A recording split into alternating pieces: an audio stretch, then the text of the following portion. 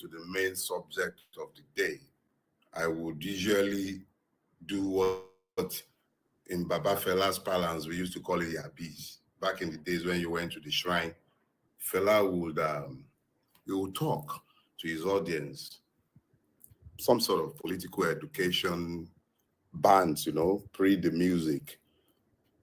So I used to be able to do that. And I did enjoy that a lot until we were then forced to go into recorded sessions by the countless hacks that we were experiencing. But I do have a few things on my mind that are served to remind me that I do want us to talk before the talk. Now, it is not my style to bring my persecution by the system to the public space. Never. I have dealt with the numerous challenges and attacks that I've experienced in my life from the system and operatives of the system without coming to the public to talk about them, because I believe they are private to me, and as a citizen, quote and unquote, we will continue to test the boundaries of the law to find solutions to these problems and challenges. For 6 years, I was dragged through the courts. I was sentenced effectively to a term of life imprisonment unless I paid the sums of about, I think, 214 million naira. The EFCC was pressed into evil agency. For 6 years, I was taken through the court systems. It took the Court of Appeal to free me. You can look up the case, Delefaro Timi versus the Federal Republic of Nigeria. I never came to the public space to talk about it. I took it. I never once came to you to tell you what I was dealing with. 6 years. It took the Court of Appeal, Lagos Division, to free me in a 2-1 majority decision, something that should never ever have proceeded to any court. I suffered the betrayal of one of the gods of men in this town, left wounded, grievously wounded on the battlefield. I never once came to this place to talk about it, and I still would not. In 2021, a traditional ruler in this town sat at the head of a plot to murder me. I submitted petitions to the Commissioner of Police at the time, Akim Udumosu, and I did submit one to the State Security Services, Shangisha. Nothing came of it, in spite of the fact that names were given, specific location was provided. Nothing came out of it. The only reason I spoke about it in public was so that you would all be aware if anything had happened to me at the time, and even now, of the persons who are involved or who are involved in that plot.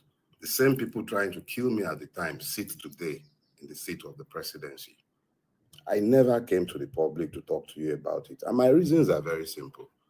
You don't do what I do without being prepared to die whenever death comes. And I died a long, long time ago. Nobody is about to start scaring me with death. Let's be clear about that. So I never bothered coming to you to talk about it. I operated a waste management franchise in this town. I did not owe Loma a dime. I paid my franchise fees faithfully. It took Loma a single letter querying me to cancel my franchise. I never came to the public space to talk about it. New offline instant translator just dropped. Check out this brand new instant translation device. I'm in court. On Monday, I received a summons from the police because a thin-skinned member of the Nigerian ruining class is offended by my words. I wasn't going to talk about that either. I was going to deal with it as I was already dealing with it. But yesterday, I got information that yet another principality is determined to use the powers of the Nigerian state and the Nigerian police, suborn their powers in pursuit of me. Let me be clear.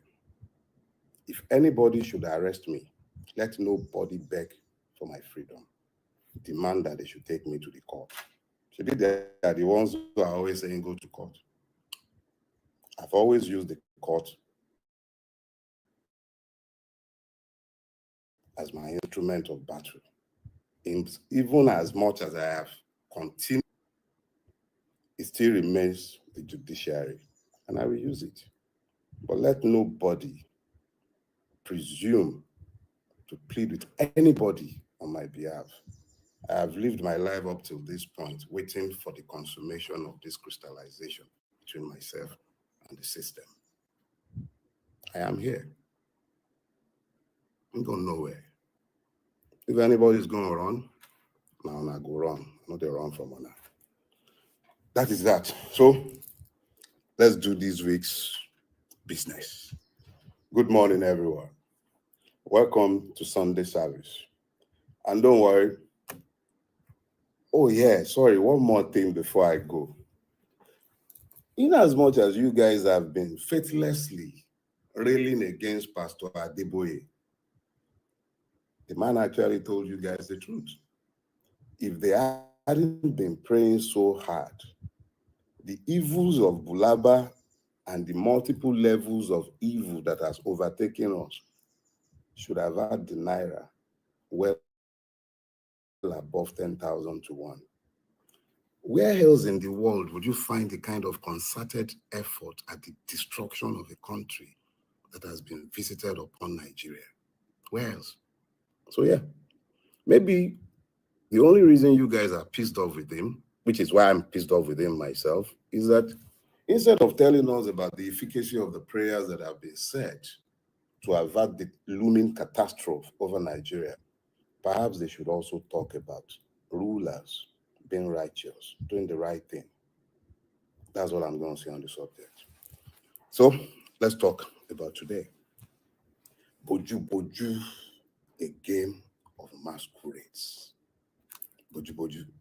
If you're a Yoruba person, you recognize the words. Boju Boju, Oloro Mbo, Shekin. Remember it, right? For those of you who are into Yoruba, Boju Boju is essentially the words we Yoruba use in the game of hide and seek. When we're busy playing hide and seek.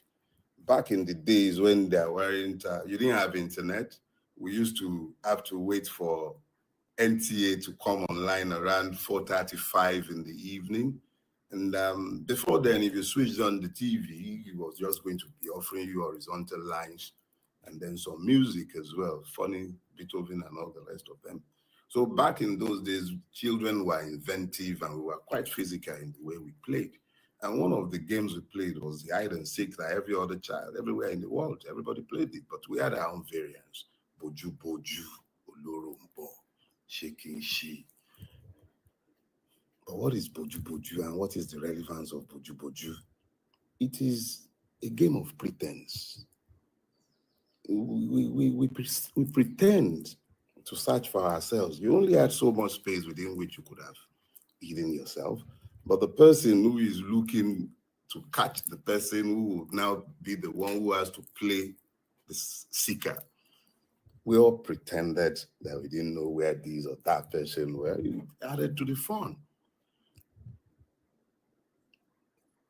But the Boju Boju I want to talk about today is more the Boju Boju of masks, the numerous masks that we all wear. You understand? The masks that we wear in all of our spaces. We are forced to pretend that things are normal.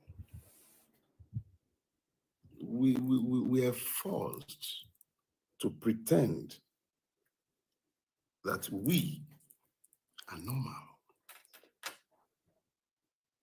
You know, back in the days when I had my dreads, or at least what became dreads, After I had fulfilled the condition that should have led me to shave off the locks at the time, I found that I began to enjoy the shock that I was seeing in the eyes of members of what is largely the Nigerian middling class and his upper class, at least the ones who have not become stratospherically rich. How do you pronounce that word?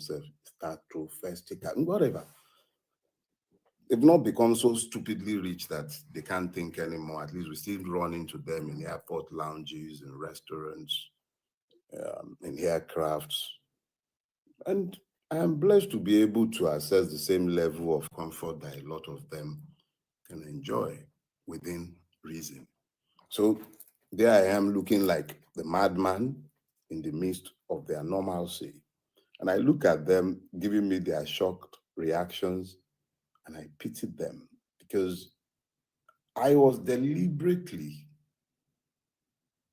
even up till now, pictures from back then still evokes that deliberate decision. I was deliberately showing them the madness of the society that they had built and the middling nature of their capacities, intellectual capacities. I needed them to see that even as they assailed the young men and women who elected not to enter the strictures that they had created and by which they wanted Nigerians to live, the stereotypical ignorance that would lead them to think that because a man had dreadlocks, he was therefore a criminal. The way the Nigerian police had normalized that profiling, I was deliberate about keeping my head that way because I wanted to be in their faces. So, masks. They were wearing the mask of normalcy, and I was deliberately wearing the mask of insanity. The insanity that they had normalized by their pretenses. So, we all wear masks. We're all pretending at one level or the other. Some wear masks and pretend to be good. Some wear masks, pretend to be indifferent. But there is a willful self-hypnosis that is required to keep up the charade by which we have defined our existence in our country. What is a charade? A charade is an absurd pretense intended to create a pleasant or respectable appearance. That's not my definition. That comes from Google, but I would explain it to you so that we would all get it.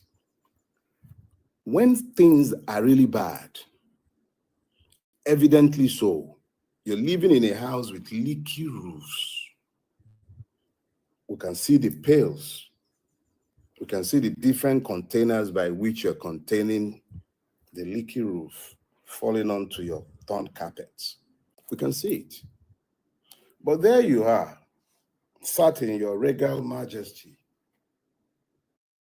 Show your daughter how much you love her with this beautiful gift. It says, "To my daughter, never forget that I love you forever. I hope that you believe in yourself as much as I believe in you.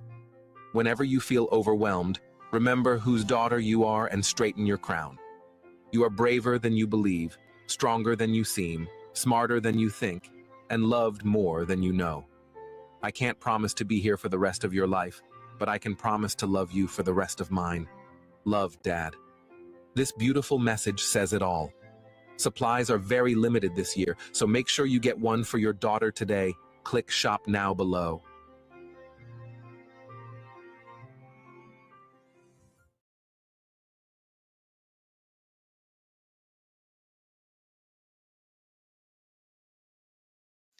Your health is your biggest asset.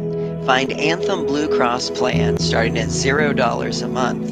Apply in 5 to 10 minutes for a secure future at healthforcalifornia.com.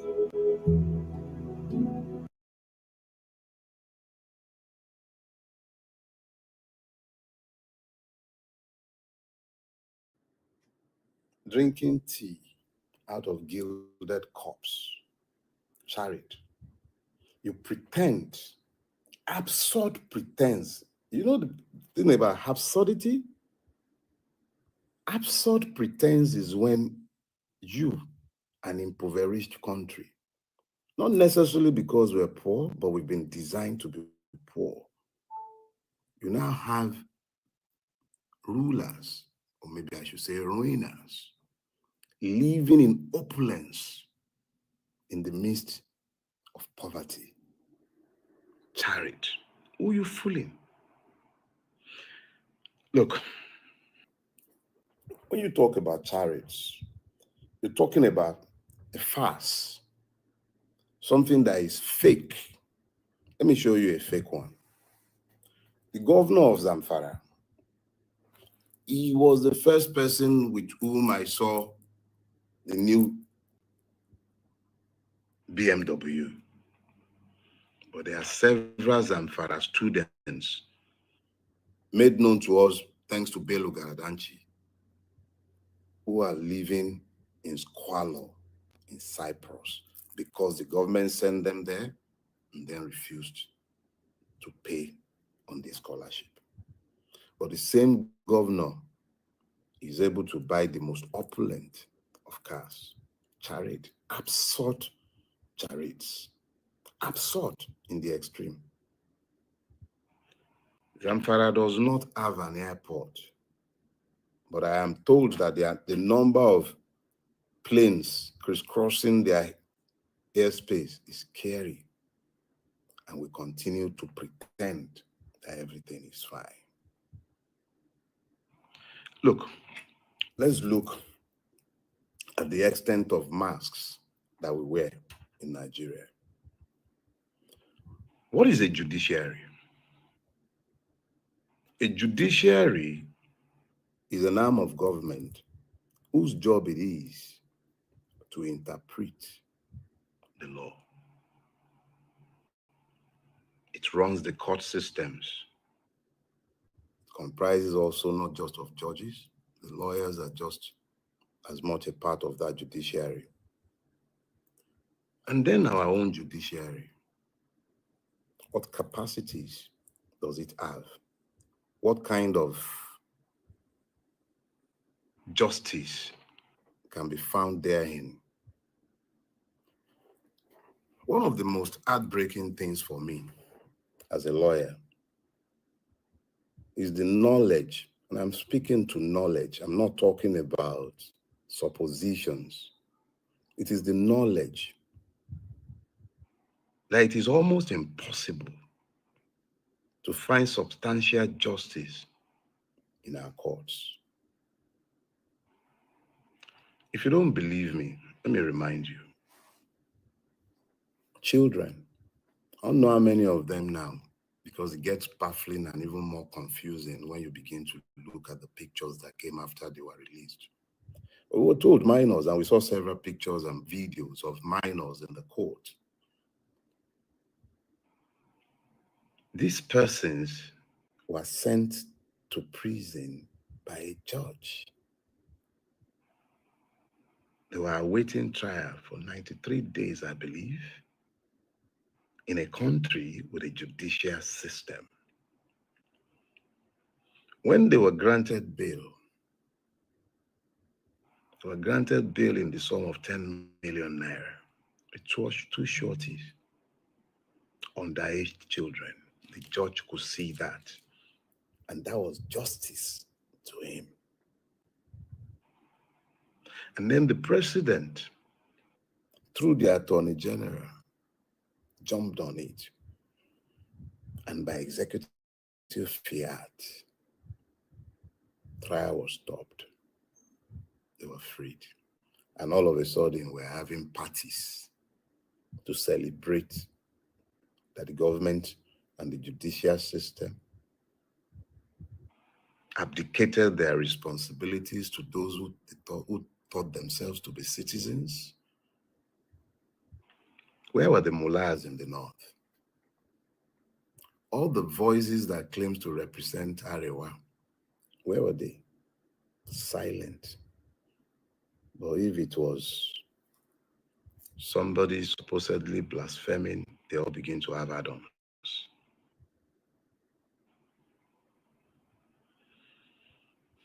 And we have a judiciary. That same judiciary asked mascot the slapper to raise 500,000 naira bail. A legislator, 500,000. Underage children, 10 million naira. And we have a judiciary. Masks, chariots. They are outliers, yeah. There are good men out there, even within the judiciary, I agree. But what's the ratio? We have to assess an institution, not persons. The speed with which rich men and politicians, the speed of justice or injustice that they are able to assess compared to the poor. Exactly where lies the hope of the common man? All right, so we have legislators. What's the legislative arm intended to do? In every society, they're the ones empowered to make laws, but the laws are meant for the good of the people. The good of the people. Those are the ones that are meant to make laws for the good of the people. Appropriate money for the good of the people. But what good have they done? It took them less than 48 hours or thereabout to change the national anthem. But what else have they ever done with speed in the interest of the people? And we have a legislative arm of government. It holds nobody responsible for anything. It is more focused on constituency projects. They were offering mics. And we have a legislative arm. And let me tell you, this has very little to do with party affiliation, with ethnicity, with religion. They are one and the same in that house. The only time you ever hear any argument of any substance is when they are quarreling over loot. At every other time, they are less bothered about the plight of the Nigerian. And yes, we have legislators. Do you know who I am? Look at these rats. I can make you disappear.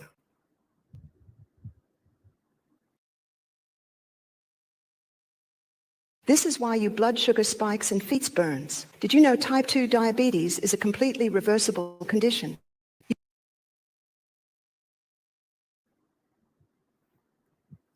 I will lock you in my generator house. Those are your legislators. And please, don't get me started already. The person in question, I've alluded to it somewhere else. This person came to the National Assembly on the back of APGA. He had the picture of Ikemba adorning his poster. He must be one of those who will speak to the marginalization of Ndi Igbo. Grievance politics has meant that a whole suite of people have worn masks, pretending to be the ones who are protecting the interest of the people. That one did not bother to ask the ethnic affiliation of the person he was happy slapping. I'm not sure it would have mattered much to him. And we have legislators, masks. Masks. That's what we're all wearing. Masks. We pretend in a game of charade. That's what we're all wearing. Do I talk about the executives? The only thing that is true of them is probably the last of the syllables. Thieves. That's what we have essentially enthroned in office across the length and breadth of Nigeria, from governor's office to local government chairmen to heads of parastatals, MDGs. Thieves. Everywhere you look, thieves. Actual thieves. Convicted thieves. Criminals of all sorts running our enterprise. If Nigeria were to be an enterprise, it's being run by crooks. That is not me abusing anyone, just simply saying what is. You want to talk about the clergies? We should talk about the clergies. Problem is there is nothing to talk about. There is nothing to talk about. The only time you hear the voice of Nigerian pastors and imams is when they either they are preaching hatred or they are preaching prosperity. That is the only time you hear about them, whether they are Muslims or Christian. Okay, so if you want to break it down, let's put it this way. The Christian ones are intent on preaching ignorance. They don't seek to liberate the people with the word. They seek to enslave. The Muslim ones are a little different. They hold nobody to account. The only difference is that they are not as loquacious as the Christians, at least in the South. But look all over our country today. If God is indeed the God of truth, how come our country has been overtaken by lies, by deceit, by fakery, by a charade? All right. So you were praying so that the pounds, so that Naira will not fall to 10,000 to 1. Praise the Lord. The Lord hears prayers and his name shall not be mocked. Pastor Adeboye is completely correct. If they hadn't been praying, if God had not been merciful, this country should have collapsed. I spoke with friends within the system and they were telling me how almost impossible it was to pay salaries within the federal government at some point last year.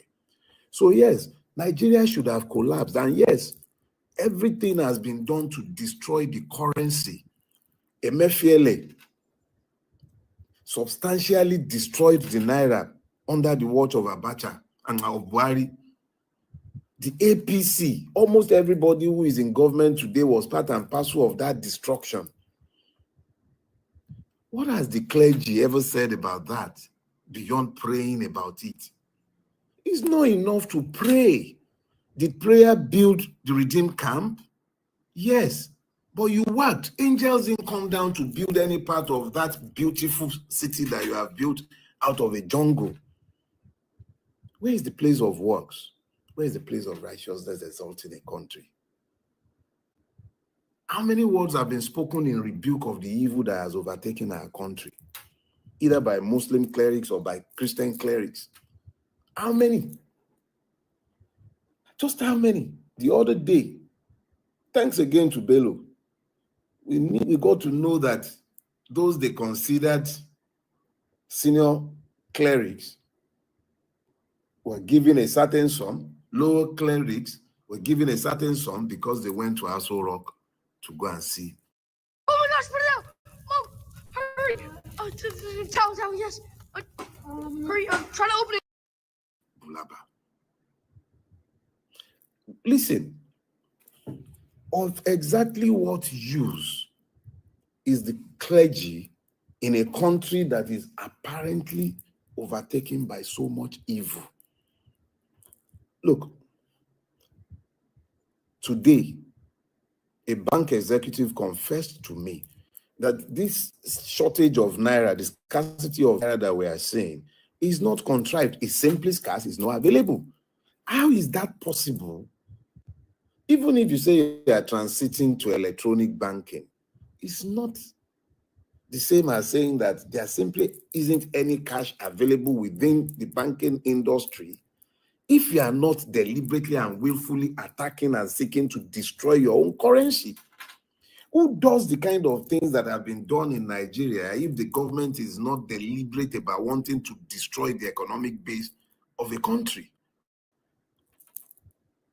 Whilst we are busy praying against the devaluation, have you said anything about this? It's not. Let's talk about the citizens. Now, here's the thing. We're playing a game of charade. It's a game of pretense. We've already confirmed that judiciary is not behaving the way judiciary should behave. Confirmed. We've also agreed that the legislators are more or less looters. The executives are actually thieves. The clergy largely complicit. We, the citizens, quote and unquote, who are actually the victims, playing to be citizens. You get it? You, me, we are victims. We pretend because we are told that we are citizens. Some of us are aware, and because we are aware, I am very, very much aware of my victimhood, because I cannot be anything but a victim in a country where the judiciary is as hopelessly compromised as our own is, where the legislators are essentially looters, where the executives, and when I say executive, stop thinking only about your governor. Part of the executive is your police. Part of the executive is your custom. Each and every one of the civil servants you are looking at are part and parcel of the executive. It's not just about Tinubu and your governors. It's about the chairman of that parastatal. It's about the MD of that water corporation. It's about each and every one of you who sit in government offices. That is the executive. So we, the victims, who believe ourselves to be citizens, what kind of masks are we wearing? Exactly what kind of mask are we wearing? Don't forget, it is these same victims, quote and unquote, citizens, who peoples the judiciary. They are the ones you find in the legislature, in the legislative houses. They are the ones you find executives. So we are all to blame. We are all wearing masks, pretending to be good people, but we are all wearing masks. Let's look at what should pass for the middle class. You wear masks, middling class. In that your class, they are largely poor, rich men. Only one illness away from poverty. Picture sitting at the same kitchen table that you once stressed over how to pay the bills that month, but now you're paying your One job loss away from penury. With the gross devaluation of the naira, a lot of you are already selling your substance to educate your children abroad because the Nigerian educational system has been destroyed. Some of it thanks to you. And now everybody is paying the price. But that middling class has a chronic inability to identify what is in his own selfish interest, even when he's unenlightened. That inability to identify exactly what is in their own enlightened selfish interest is what has destroyed Nigeria, not just the ruling class. The middle class is intended as the engine room for the production of original thoughts, ideas, leadership within a society. It is the class that is closest to the underclass, to the lower middle class. But the Nigerian middling class is more intent on joining the ruining class than on focusing on visioning. And because of the complicity of that middle class, and those are largely the professional classes, lawyers, doctors, engineers, civil servants, top civil servants, bankers, insurers, It has taken the complicity of that middling class to destroy the fabric of this society. And we're all wearing masks. Some wear the mask of victims, but they are actually part and parcel of the destruction. Some wear the masks and they climb into the ruining crash, and they become just as oppressive and wicked as everything they once criticized. Each and every one of us bears burdens of guilt in different ways and to different degrees, but we are all to blame. None of us, none, including myself, none of us is free of guilt. The degrees might differ, and we definitely ought to, as a collective, look to do something to redeem our country. If not for us, for our children, for the future. The underclass, let's talk about those ones. These days, I try my best to do one or two things in Yoruba language of my birth, and the language by which I can communicate with the mass of the people within my space. For those of you who are hearing me, if you're hearing me, you are not really a member of the underclass. You are a member of the middle class, or perhaps one of the monitoring spirits from the upper classes. The reality of the matter is that there is an existential crisis facing Nigeria, and you need to be talking to the underclass. Because let me tell you something. If the Nigerian revolution, hear me again, maybe I should use the word, if the Nigerian implosion or the outbreak of chaos should come initiated by the underclass, you, the middling class, will be the first target. Those who benefit from the ruination of Nigeria would largely escape, and they will probably be the ones who will come and redesign a country to their own benefit. You have ignored the underclass. I wrote a piece some years ago. You'll be well advised. Visit my website. Go and look for it. I think you will recognize. That's the title. I spoke specifically to the issue of the disconnect between the middling class and the underclass, to the point where when even they talk about the revolution, they do not realize that the underclass that they have ignored to educate, who will be the soldiers in the hands of whoever controls the street in that time, would see them as the first line of enmity. They ignore this all of the time. They ignore that they have not educated these people, and for these people, you who look like you are eating, you have extra, you're the first target for them. So keep wearing your masks of victimhood.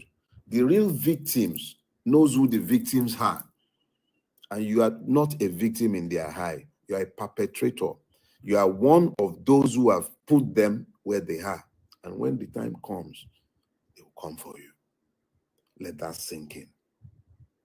Get it clear.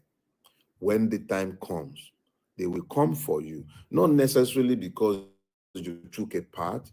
It's your silence in the face of evil that have rendered you complicit. Average house in America these days is about $400,000. The taxes on a house like that are going to be about $6,000 a year. If those taxes get behind by 3 to 4 years, they will sell your house at tax. You know, Yorubas have a proverb. He says, "Enite gunle koku iroju, bo se nre ara aye, bẹ́ẹ̀ náà ló ń rẹ èrò ọ̀run." Those pursued by the mask, the masquerade, the ancestral mask, should persevere. Take heart. The man behind the mask tires just as much as the person he pursues. But that proverb only speaks in relation of those who are prepared to do something about their situation. If you are being chased by egunguns, masks, who have the capacity to run in relays, let me show you. Buhari assailed you for 8 years. That he has left has not meant a change in your fortune. If anything, things have worsened significantly. I warned you it would, remember. Talked about the twin horsemen of the apocalypse. Maybe I speak too much Dogon Turenchi sometimes, so you guys find it difficult to understand me. But if you go and check the word apocalypse, you would understand that we are not even close to where Bulaba is capable of taking Nigeria to. So when Adeboye told you that their prayers worked, he wasn't lying. He just didn't balance it by saying the things he ought to have said and doing the things he ought to have done beyond praying. Walk and pray, said the Bible. So let's be clear. If you keep running, the Egungun runs in relays.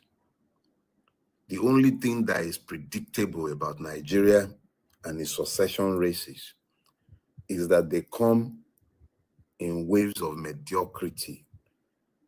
If you look back to the experiment that we are calling democracy in Nigeria today, Obasanjo started it, so let's say it was the first of the mask. He ran 8 years running. Of course, you're tiring because with each step, they're draining you. They're like African wild dogs. The running relays, and you kept running. But as you're running, you're tiring. They are tiring too, but they have the capacity to run in relays. So Obasanjo left, Yar'Adua came, Jonathan came, Bubu came, and now you have Bulaba. The only thing that is consistent in that chain is that things have grown progressively worse with each one of them that have come. So here is the thing. You will tire because you're not fighting persons. You're running against a system. So if the person being chased by the mask does not do something beyond run, he will tire, the mask will overtake him, and he will be killed or ruined the way we've been ruined over the time. So it is not enough to preach perseverance to you. This is the part where I remind you again, there are ongoing consultations. I am of the opinion, firm opinion, that we should commence a sit at home on the 3rd of December, if the legislative arm before whom a bill will be presented to amend the Electoral Act fails to do so. Hey, did you know that SMUD is now paying Sacramento homeowners thousands of dollars upfront to put a backup battery? There are ongoing consultations. I'm sure that by this time next week, I'll be in a position to tell you, if God preserve our lives, I don't take it for granted I'll be alive. But if God preserves us beyond that date, I'll let you know exactly where we are, even if it might happen before. But suffice to say that I recognize the need to synergize. I know that I can't do anything on my own. It takes you, all of us, to sit down together, have clear understanding as to exactly what we want to do to reverse the trend of evil that has overtaken us. But surely, you must all have come to the understanding by now that if the person being chased by the mask, there is a spiritual allegory in that. In Yoruba mythology, the mask is the spirit of the departed ancestors. We're being ruled by ancestors. They keep changing the person in the mask. If we don't break the mold, remove the mask, and redefine our cause, our children will inherit what has overtaken us. I just came by today, as every other day, to help us understand that it is in our hands. Just as we have had to consent to our collective enslavement by the embrace of hatred, it is also in our hands to ensure that this does not move on to the next generation.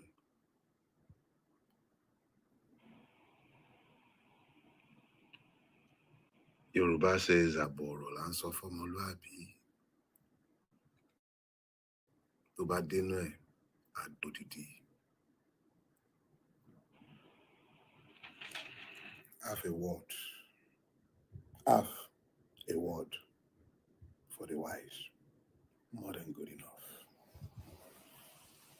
I could preach you the Bible. It will make no difference to the fool. I've said my own. Those who will hear, will hear. But before I go, let me wrap up by repeating what I said before I commence the lecture. If any one of the idiots, and I use that word deliberately, if any one of the idiots who think they are gunning for me end up doing their worst, please, I beg you, don't beg for my release. Just demand that they should take me to their court. Thank you. God bless you all. Have you a blessed week ahead of you, everybody. And don't worry, I'll keep learning how to do this thing. Today seems a little funny with all the snafus at the beginning.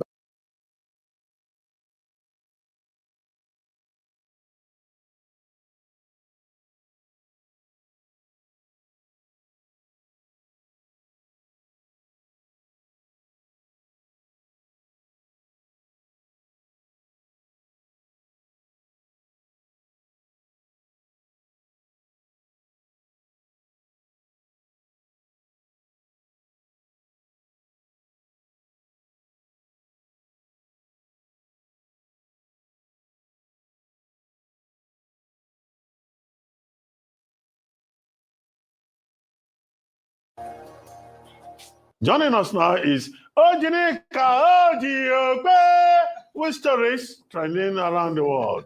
Hello, Ginny. I thought the Monday introduction was more special. What happened to you today? I know why. It's International Men's Day. Happy International Men's Day. We're even wearing blue because blue, you know. Yes, I mean. It's a dark blue. Relax, Rufai. She said blue, so that's what she means. Well, happy International Men's Day.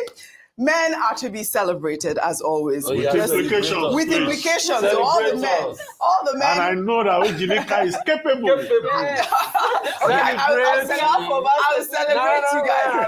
Yesterday, this morning you were telling me that I was not celebrating my dear family friend, Luca Olandi, who is manager for Ugochukwu Olandi. That's his name. A lot of people were asking, but that's his name is Ugochukwu. But obviously, he is phenomenal.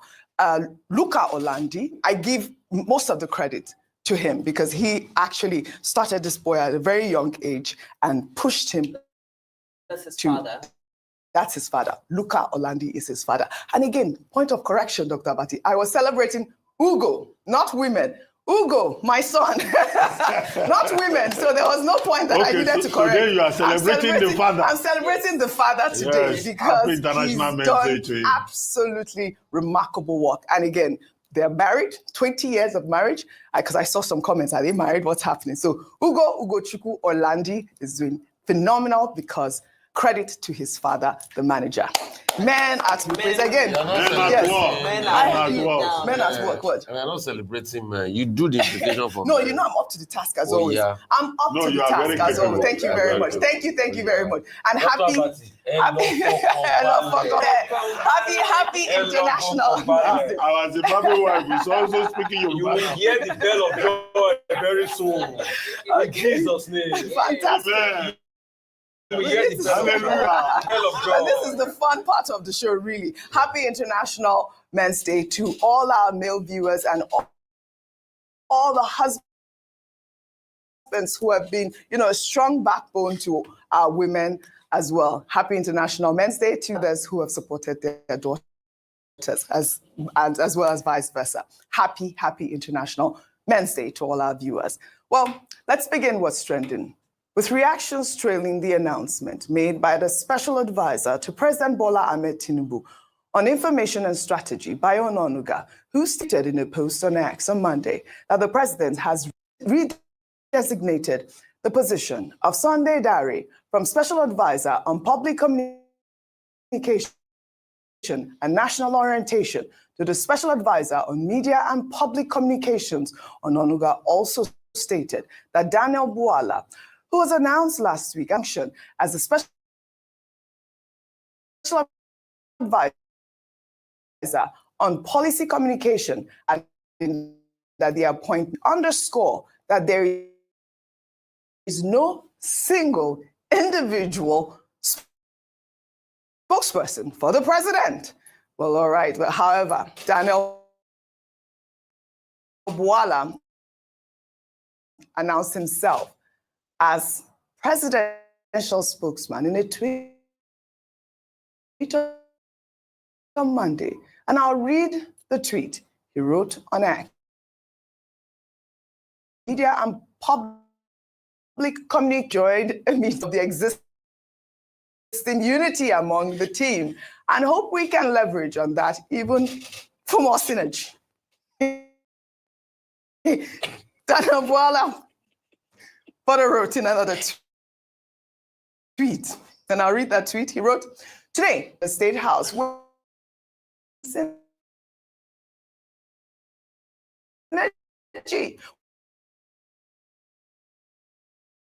without fear or favor as a spokesperson to President Bola Ahmed Tinubu, GCFR. I promise to work with every.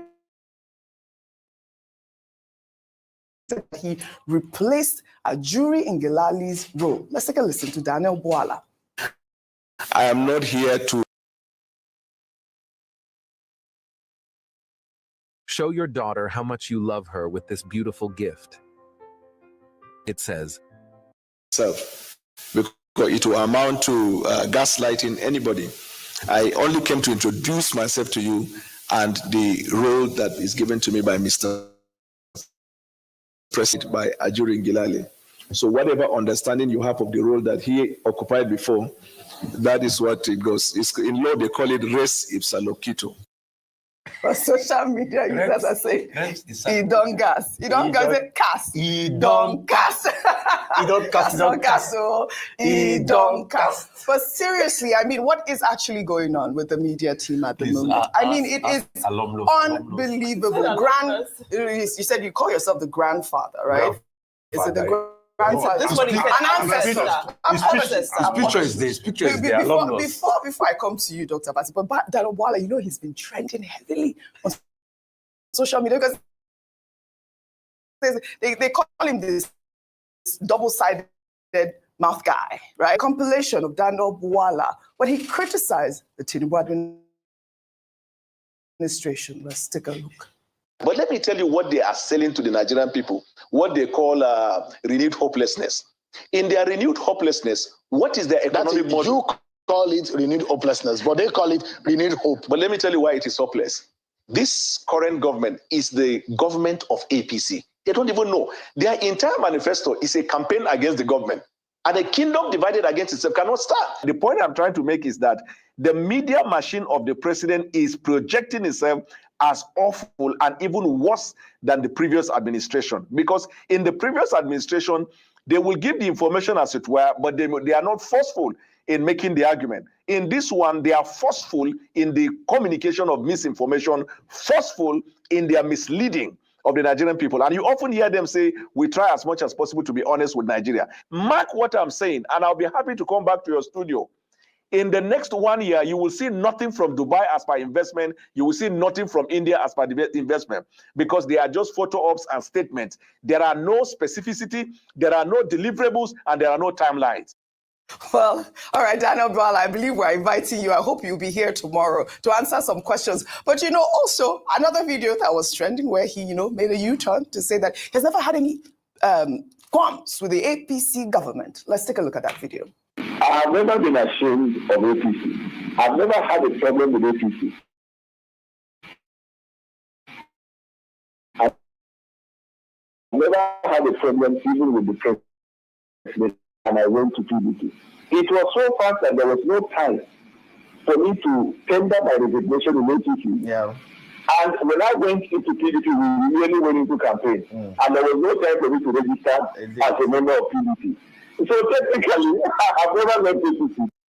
Dr. Abati, please help us unpack this violence. Well, first, from the point of view of strategy, let's talk about strategy first.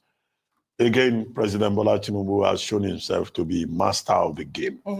All the people who were calling him a drug dealer, who were saying that, the Americans were looking for him, who were saying that he didn't have this qualification or not, they have all found their way back to the same President Tinubu to bootleg and to play transactional politics in exchange for something. Daniel Bwala is the one that we have seen today. There are other critics of President Bola Ahmed Tinubu who would at some point or the other also get into the fold. So that's the nature of transactional politics. At this moment, President Bola Ahmed Tinubu is the owner of the game with all these people going to bootleg. You don't remember Bwala with the Kokorotinjefo? Now, this Kokorotinjefo is now eating the vegetable, but he has to be careful. One, what President Tinubu has done is to create a multi-spokesperson strategy, an iron dome kind of machinery for public communication. Well, how too many cooks will not spoil the broth, because you have too many people who will be talking from this angle, talking from that angle. They could spoil the broth. If specific leadership is not properly defined, you can't have 3 persons speaking for the presidency. There must be a leader, because there are specific assignments that that lead man will have to sign off on, not everybody talking across purposes. That's what the presidency tried to address yesterday. I think they have just realized the kind of problem they have created. Now, Daniel Bwala was on television yesterday saying, I've taken over during Ngelala's office. That office is only available for the leader of the team. And he was saying, I'm the spokesperson and all of that, and that we are all servants of President Tinubu. Daniel Bwala, who used to criticize Tinubu, is now describing himself as a servant. This is the thing about transactional politics that we don't understand. I don't think there's anybody on earth that will call me, Reuben Abati, his servant. But some people are very comfortable with that title.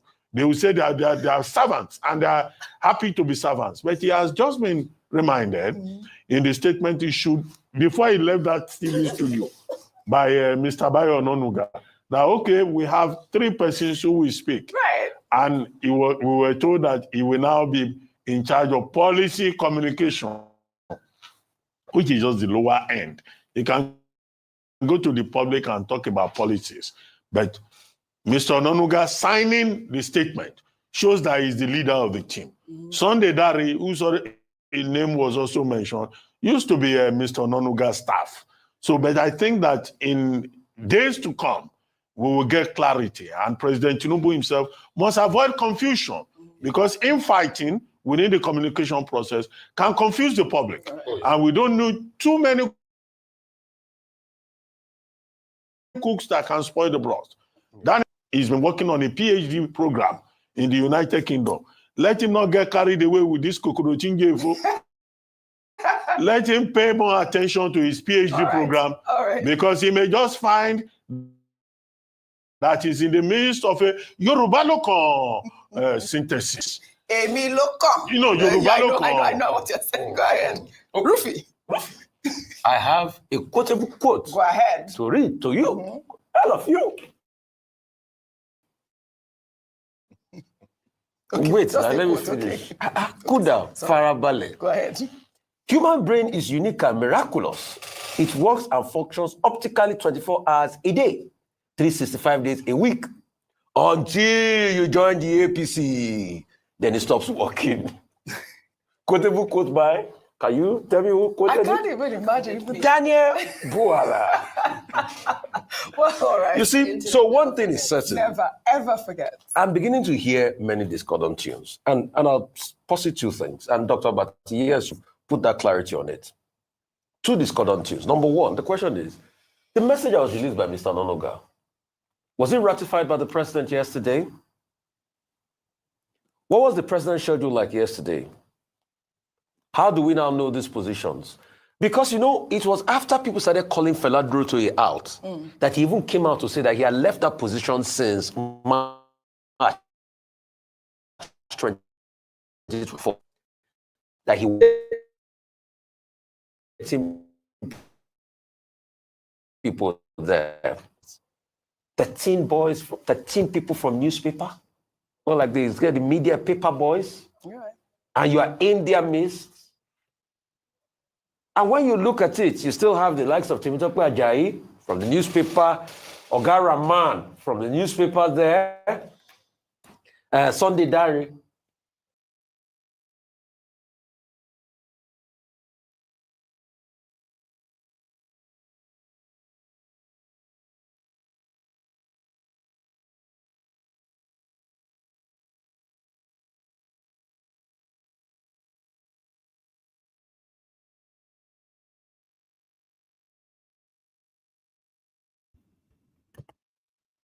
Guys hear me? What's going on? I think my connection, it's the cold. I don't know what's causing it. Greetings, everyone. Happy Tuesday. Can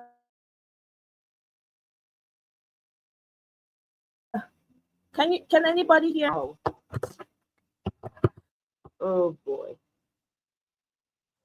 Bayo Onuga, and the list goes on. Maybe probably Ortega is the only person from the private media.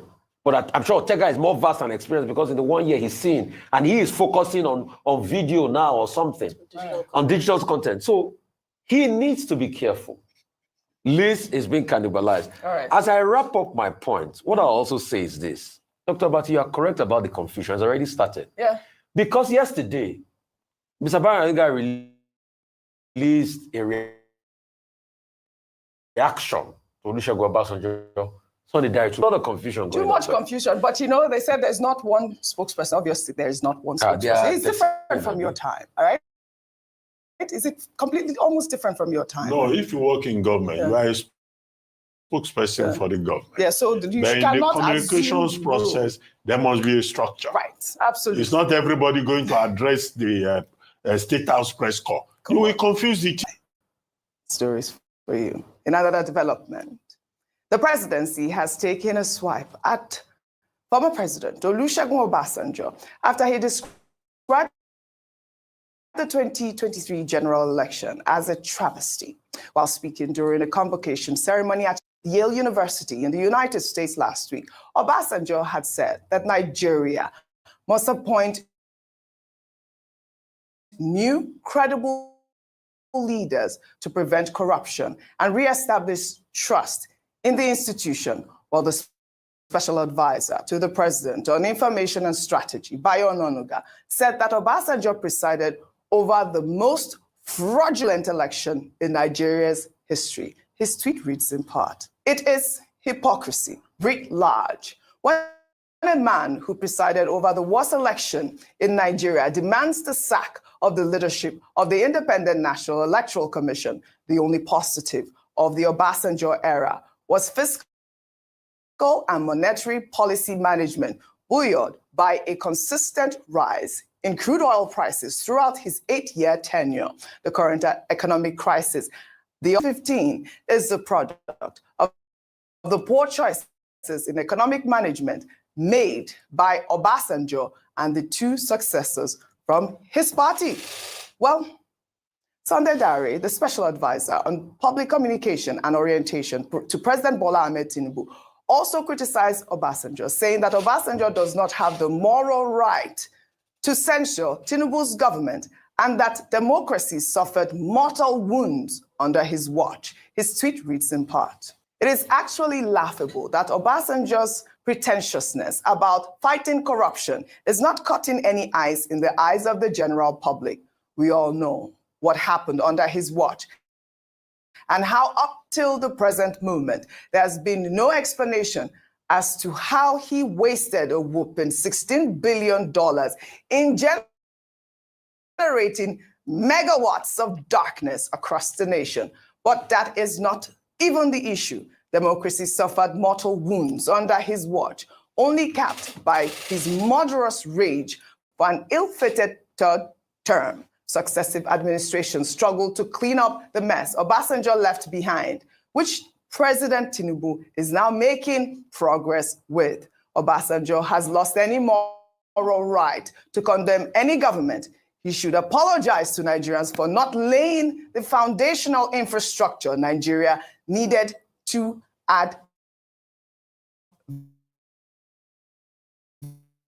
advance. Where you talk wins in the economy.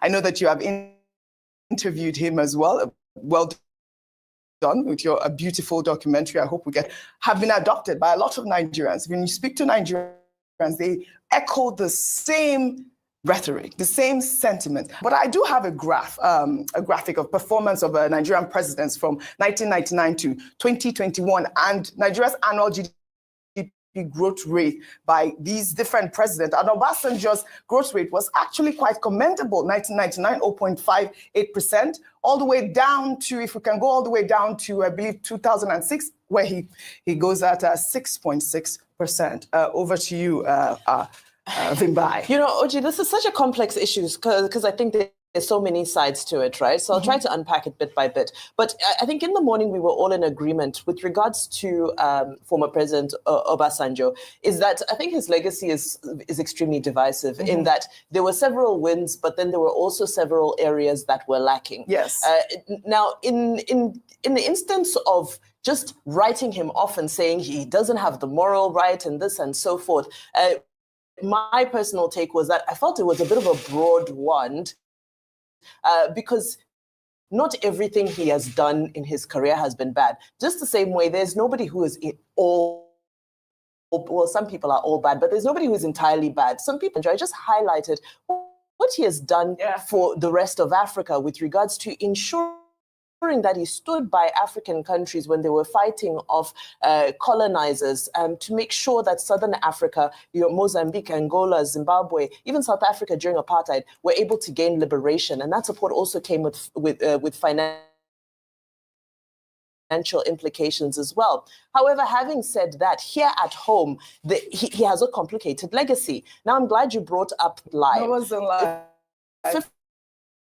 15.3%. And that was from the World Bank, yeah. That was from the World Bank. And the 15.3% GDP, when he achieved that, it was the fastest growth rate in the world in the year that he did that. He did a fantastic job with regards to the economy. So I think the question we should ask ourselves really is, how did Nigerians feel about the economy then, and how do they feel about it now? It's a very telling story. So if, somebody who was able to preside over something of that nature, even with his own misgivings, that means there's something positive to take away from his message, not entirely, abusing him as a person.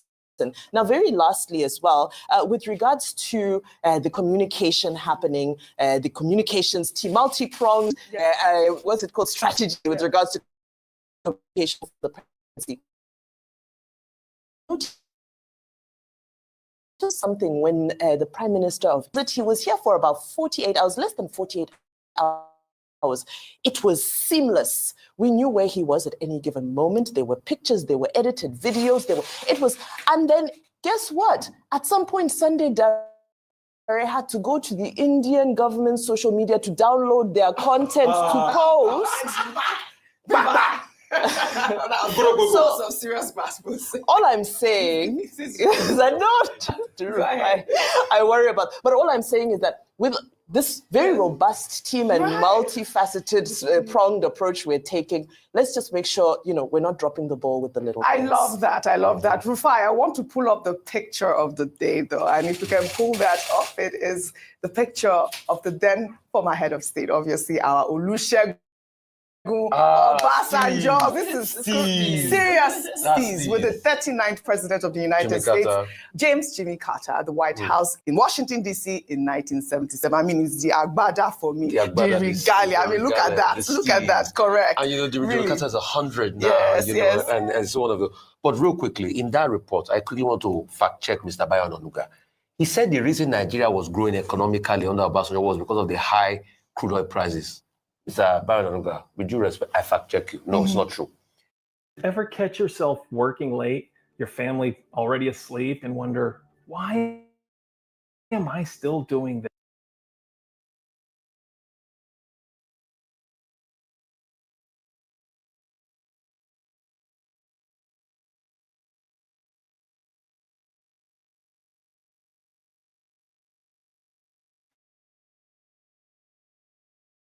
In 1999, crude oil price was $17. 2028 $, 2001 $24, 2002 $25, 2003 $28, 2004 $38, 2005 $54.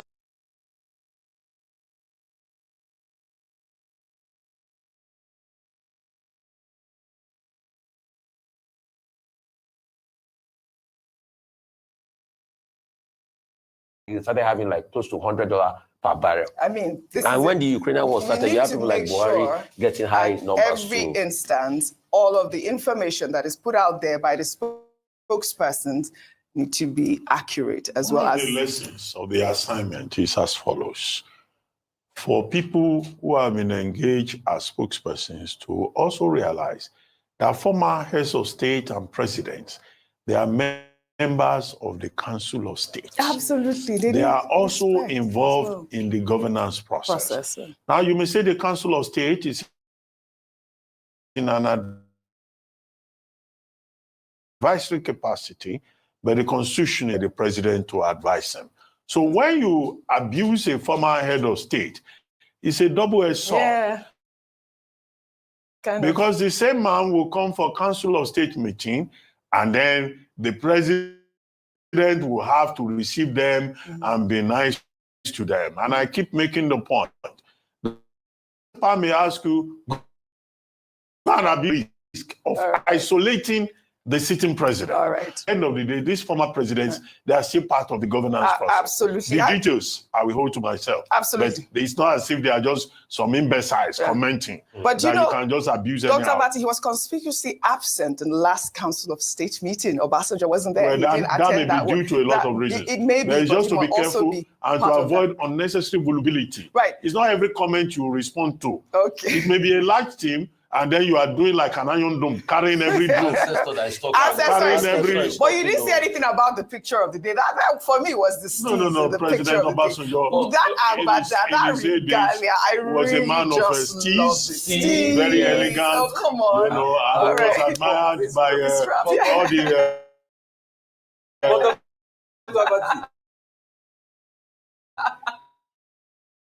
You know, you're not giving advice. In your time, you were brutal. I chose to criticize me also, but I just I made the point about lesson. That's it. One of the lessons of the assignment. Well said, just you guys. choose your targets carefully. Well said, you guys. Well said. We'll head over to Anambra State now. They will start responding to housewives. Well, all right. We'll head over to Anambra State now, where gunmen killed at least 4 people and burnt down vehicles in Dunukofia local government area of the state.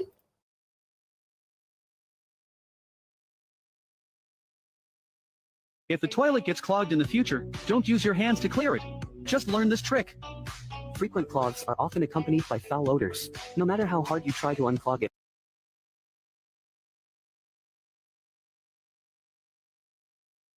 Non-government men do attack now. They are non-government. Live in Ubo. Live in Ubo. Ubo roundabout. Ubo roundabout. No non-government. Passing no Biafra, no freedom. Oh yeah, sit at home. Sit at home. Sit at home. Sit at home. This was a horrific incident, really. Our security forces, there were vigilantes that were killed. Unacceptable, really. And we call on the state governor as well. He's supposed to be the chief security officer of the state.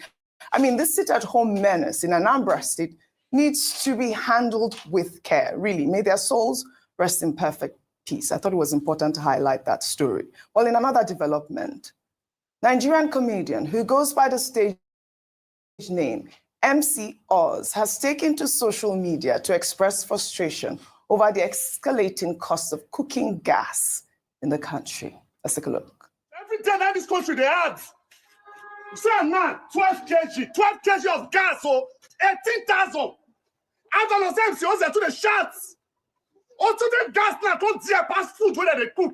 Food go ask person to buy it, or person go see suffer. Buy the food to cook and a problem. What it concern gas with subsidy, or they will green for fuel subsidy. Gas normally a waste product from flaring. Gas now 18,000. How much the minimum wage? The gas they reach 1 month. All of them when they use this country, they play calo. Now go there, they don't die from on top to blast all of them. Because it's suffer too much on this country. When good Lord get power, how much the gas? It reach 8,000 when good Lord get power. They suffer too much on this country. Una want kill us. Una want kill us. Una want kill us. Una want kill us. He's speaking for every Nigerian Yes. going through exactly what he's talking about now, the high cost of gas. He was waiting concern cooking gas with subsidy. Yeah. Una want kill us. Bimbai. You know, earlier, Dr. Abati was saying soon they'll be responding to housewives. Soon they will be responding to housewives, because if the price of cooking gas keeps going like this, housewives are going to start writing think pieces as well about the state of the economy. Because the honest truth is, even I get irritable when I get that phone call that cooking gas has finished. I get extremely irritable. But let's look at the statistics. Nigeria has the highest gas reserves in Africa.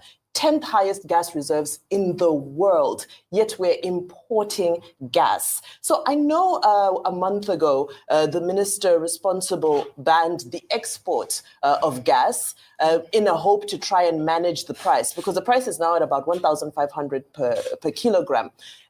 But even that, it's been a month and it hasn't had any impact at all. And yes, he's talking about subsidy, but the real thing is actually the exchange rate. Is that, as long as we're importing cooking gas, and we're doing so with dollars, it's always going to sort of follow wherever the exchange rate is going. It's highly unfortunate. But the crazy thing, right, is that only 20%, less than 20% of households in Nigeria actually use cooking gas. The rest are using firewood. That's a shocking statistic, because it actually goes to show you how many people can no longer afford cooking gas. It's less than 20% of households that are still buying cooking gas. Well Very said. sad. Really. Something's got to give. Really. Yes, sir. Now let's highlight Grammy Award nominee Davido, who on Monday announced that he will be donating 300 million naira to orphanages across Nigeria in celebration of his 32nd birthday.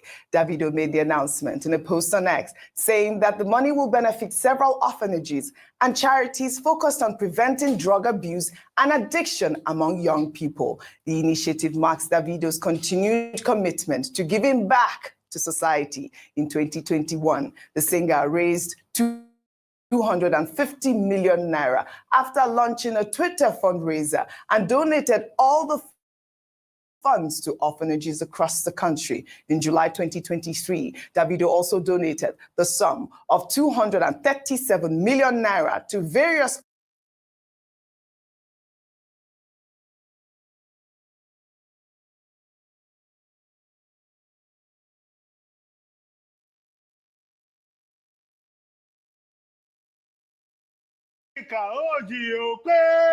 Which story is trending around the world? Hello, Jinx. Good morning, Dr. Good morning. Abati. Your Monday greetings are always special. I feel it's Friday, actually. Yeah, I don't know, for some reason. How are you, our favorite Naija? I'm great, Oji. How are you doing? Oh, come on. Yeah. Yes, I know. And I again, love thank you for jumping into action on that day. Don't You mention covered for it. what's trending. I was actually, Rufy on fire. You well? I'm much better, 101% by the grace of God. Yeah. Oremi, thank you for checking on me. That's nothing. Oremi, you know why I'm saying Oremi. Yes, Oremi, thank you for checking on me as always. Well, all right, and you too, Dr. Bati. Well, all right, let's begin what's trending by congratulating Nigerian beauty queen Chidinma Adesina, who made history on Sunday night as the first Nigerian to secure the first runner-up position at the Miss Universe pageant, finishing second place behind Miss Denmark at the 2024 edition in Mexico City, and was also crowned Miss Universe Africa and Oceania. The new Miss Universe is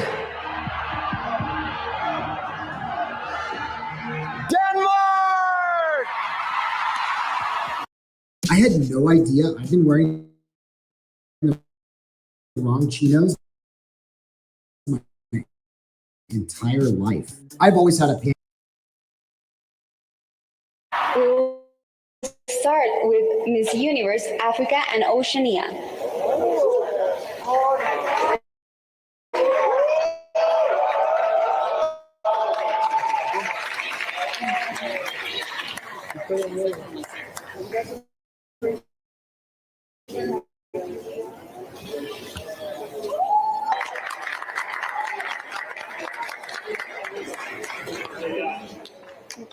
I have to applaud this beauty queen. I mean, guys, come on. She is amazing, phenomenal woman.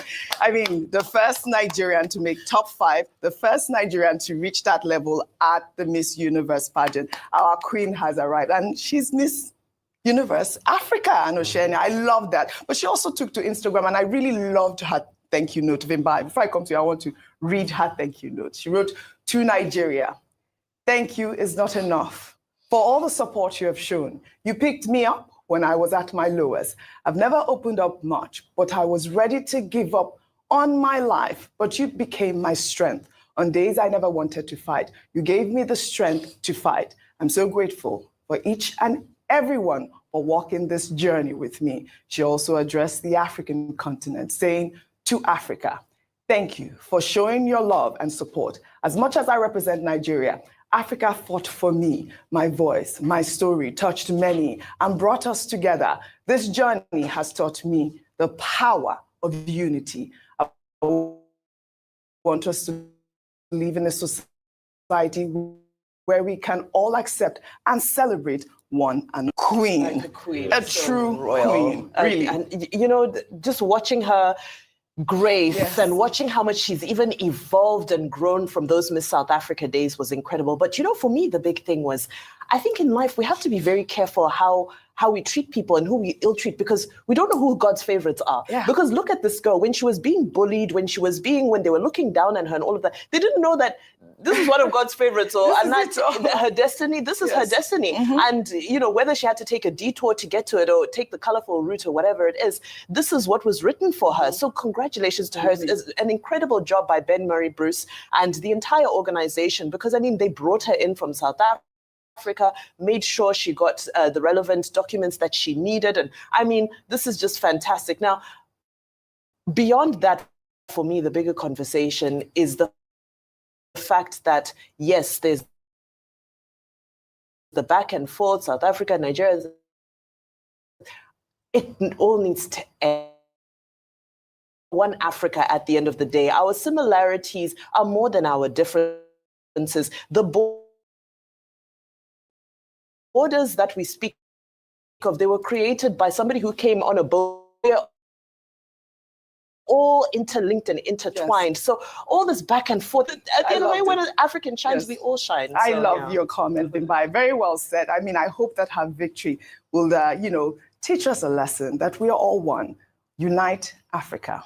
We'll take another story. Well, on Sunday, President Bola Ahmed Tinubu conferred the Grand Commander of the Order of the Naija on Indian Prime Minister Narendra Modi, who was visiting Nigeria for the first time to discuss and sign bilateral agreements. The Indian Prime Minister, who arrived the country on Saturday, November 16th, was honored during a bilateral meeting in Aso Rock. Tinubu said the honor was to signify Nigeria's appreciation of India as the country's partner.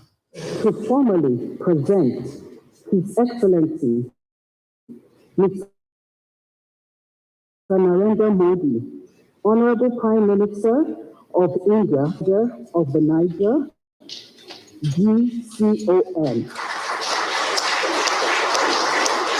Thank you.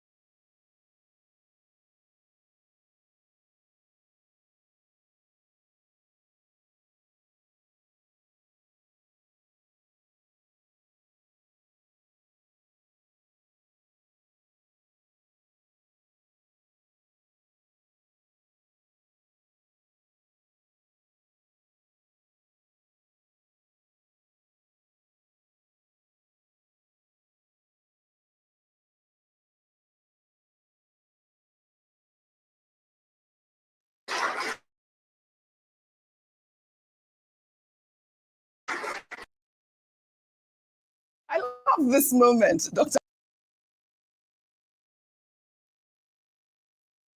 CON after Queen Elizabeth. But you know, the Indian Prime Minister addressed President Bola Ahmed Tinubu as Oremi before delivering his remarks in Hindi during the meeting in Astro Rock. Let's take a look before we come back for a discussion.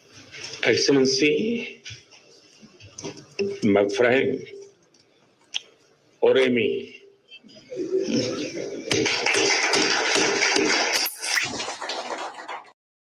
Dr. Basi, Oremi, I loved it. Well, great diplomatic moment Yes, for I the loved Nigerian it. government, and I think that President Tinubu played the right card there.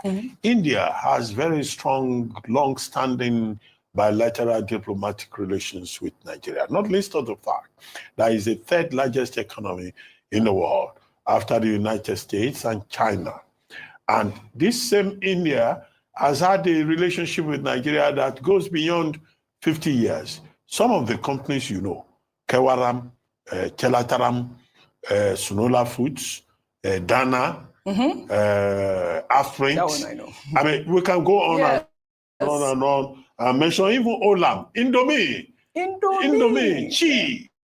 These are Indian companies that are doing very well in Nigeria. And there is a very, strong Indian community in this country. Can I say, I grew up watching Indian movies. I bet a lot of people can relate to You me. want to sing an Indian song? Wait, what is it? Japan, love and talk. No, that's not no, I don't remember the Indian song. I remember. Thank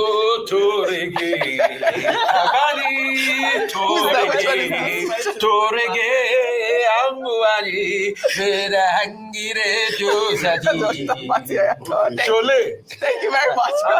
There's also La Casera. There's also 7 La Casera, If President Modi were to meet with the Indian community in Nigeria, you'll be surprised how entrenched the Indian community is in this country. And so, in other words, I praise President Tinubu because it's in our interest to further promote relations, both at government-to-government level and people level with the people of the Republic of India.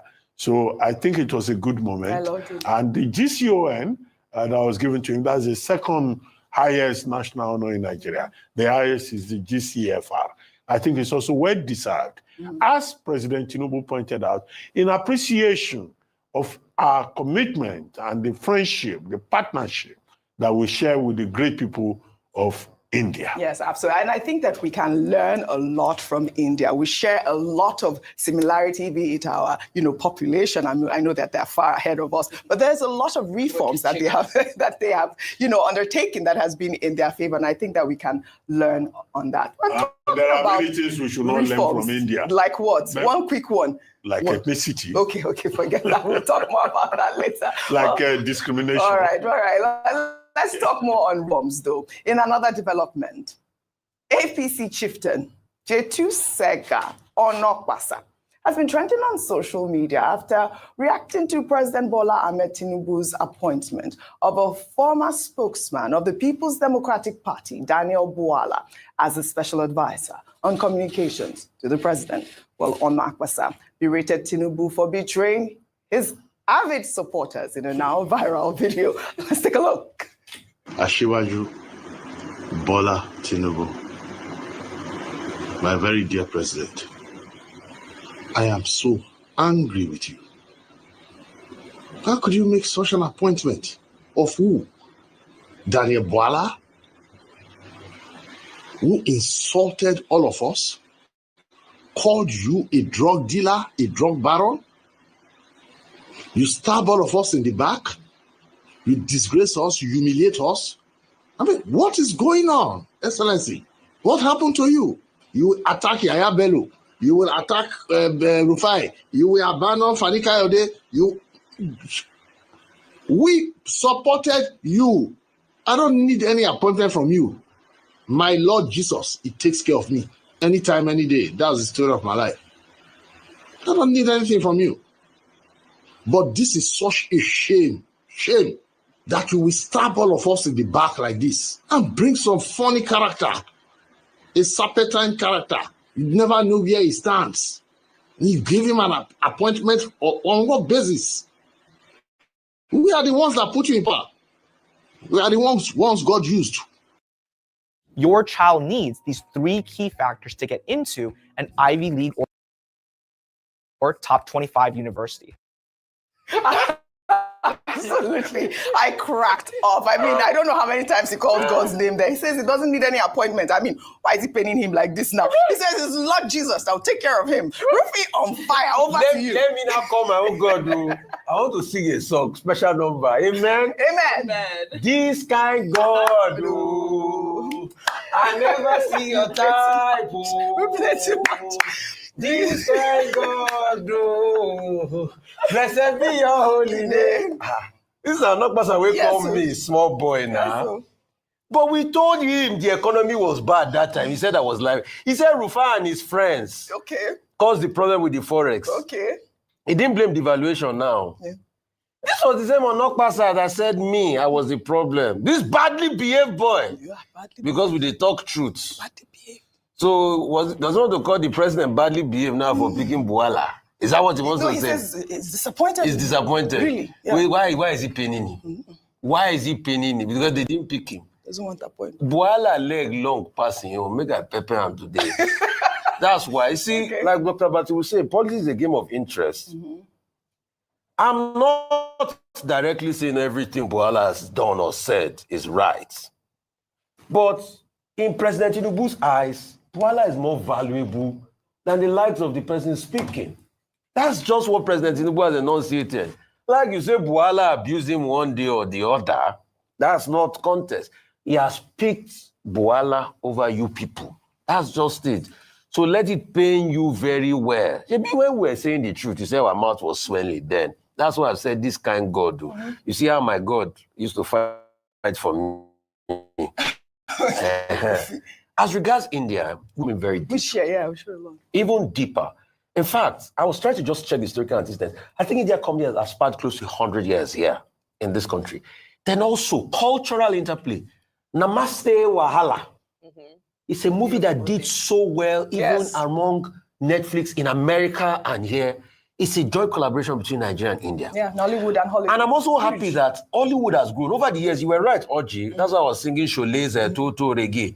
The truth is, we initially started with watching a lot of Indian movies, but now, on Nollywood, so kudos to them, and in mentioning also the International Theatre Festival going on, kudos to Nigerian theatre and film, have grown so much that we now collaborate with the Indians on so many things.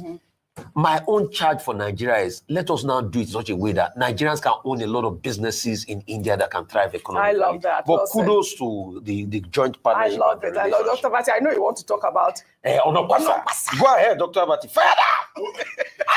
No, not really about Onokpasa. Onokpasa, about the story. What this shows, clearly, the story, yes, is that, look, Nigerian politics is transactional. Yes. People support you because they expect to get something. They invest their energy, their spirituality, everything to get you into power. And what we have seen from Jesu Tega Onokpasa is this disappointment. And I'm sure he's not alone in this regard. There are many people who feel disappointed that President Tinubu has not offered them anything. As president, who has over 5,000 positions to dispense as patronage. The other thing is that this should not be about APC. I don't think that President Tinubu has done anything wrong by picking people from other political parties. Maybe it will still come to the turn of Jesu Tega and co. The majority that I've seen has been from Femi Fani-Kayode, who in fact congratulated Daniel Buala. That's number one. One, transactional politics. Two, the president having the powers to hire and fire as he deems fit, and he has over 5,000 positions to fill. I hope very soon he will appoint new diplomats to fill our missions. Number three, I've talked about the maturity of Femi Fani-Kayode. Number four, let's now talk about the man that is making Jesu Tega angry, Daniel Buala. Yes. Kokoro chinje fo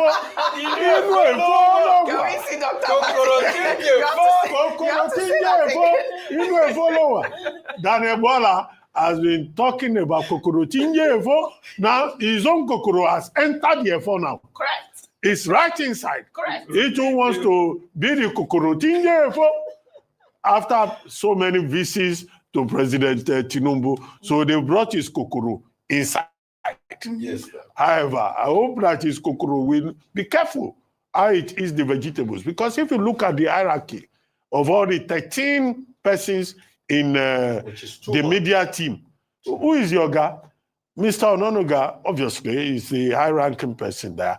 So it could be that Jesu Tega's complaint may be even misplaced, because I don't see how Daniel Boala will be given the space. I hope he will get in there and realize that in this setup, he's not going to have the kind of chance that people had under Buhari, when you didn't even know who was in charge, who was the person to do this job or do that job, and there was confusion. I don't think that Mr. Ononuga, is going to allow him to come and ride roughshod over him. And in any case, he has been brutally efficient in that position, either when he's fighting off critics or all that. But what Tinubu has done, from the point of view of strategy, he has 13 of them. You have public communication, strategic communication, this and that. He has created a wall like the Israelis have against the Iranians. Anywhere anything is coming from, there's somebody to fend it off. All right. Then that job also has its own politics. Somebody must be a leader, because at the end of the day, when the job is over, it's only one person's photograph that will go into that office that I used to occupy. I'm sure all of them will see my picture there. All right. But, all right. But this is the thing. Baba to rub it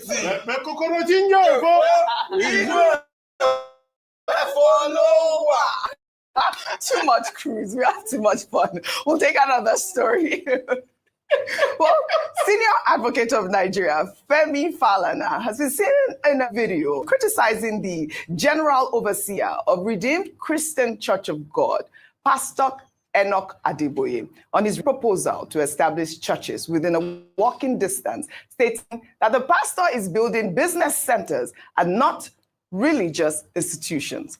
Falana made the comment during an online interview highlighting the issues of religiosity over spirituality. Let's take a look. Fellas sang about religion, and this is very important, because I was just reading Pastor Adeboye, who has just said that he wants to establish more churches so that everybody can have a church within a walking distance.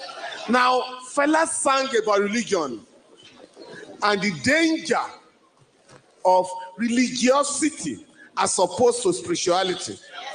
Now, Akadina Okoye has just given a beautiful reply this morning that what Adebayo is talking about are business centers, not religious institutions.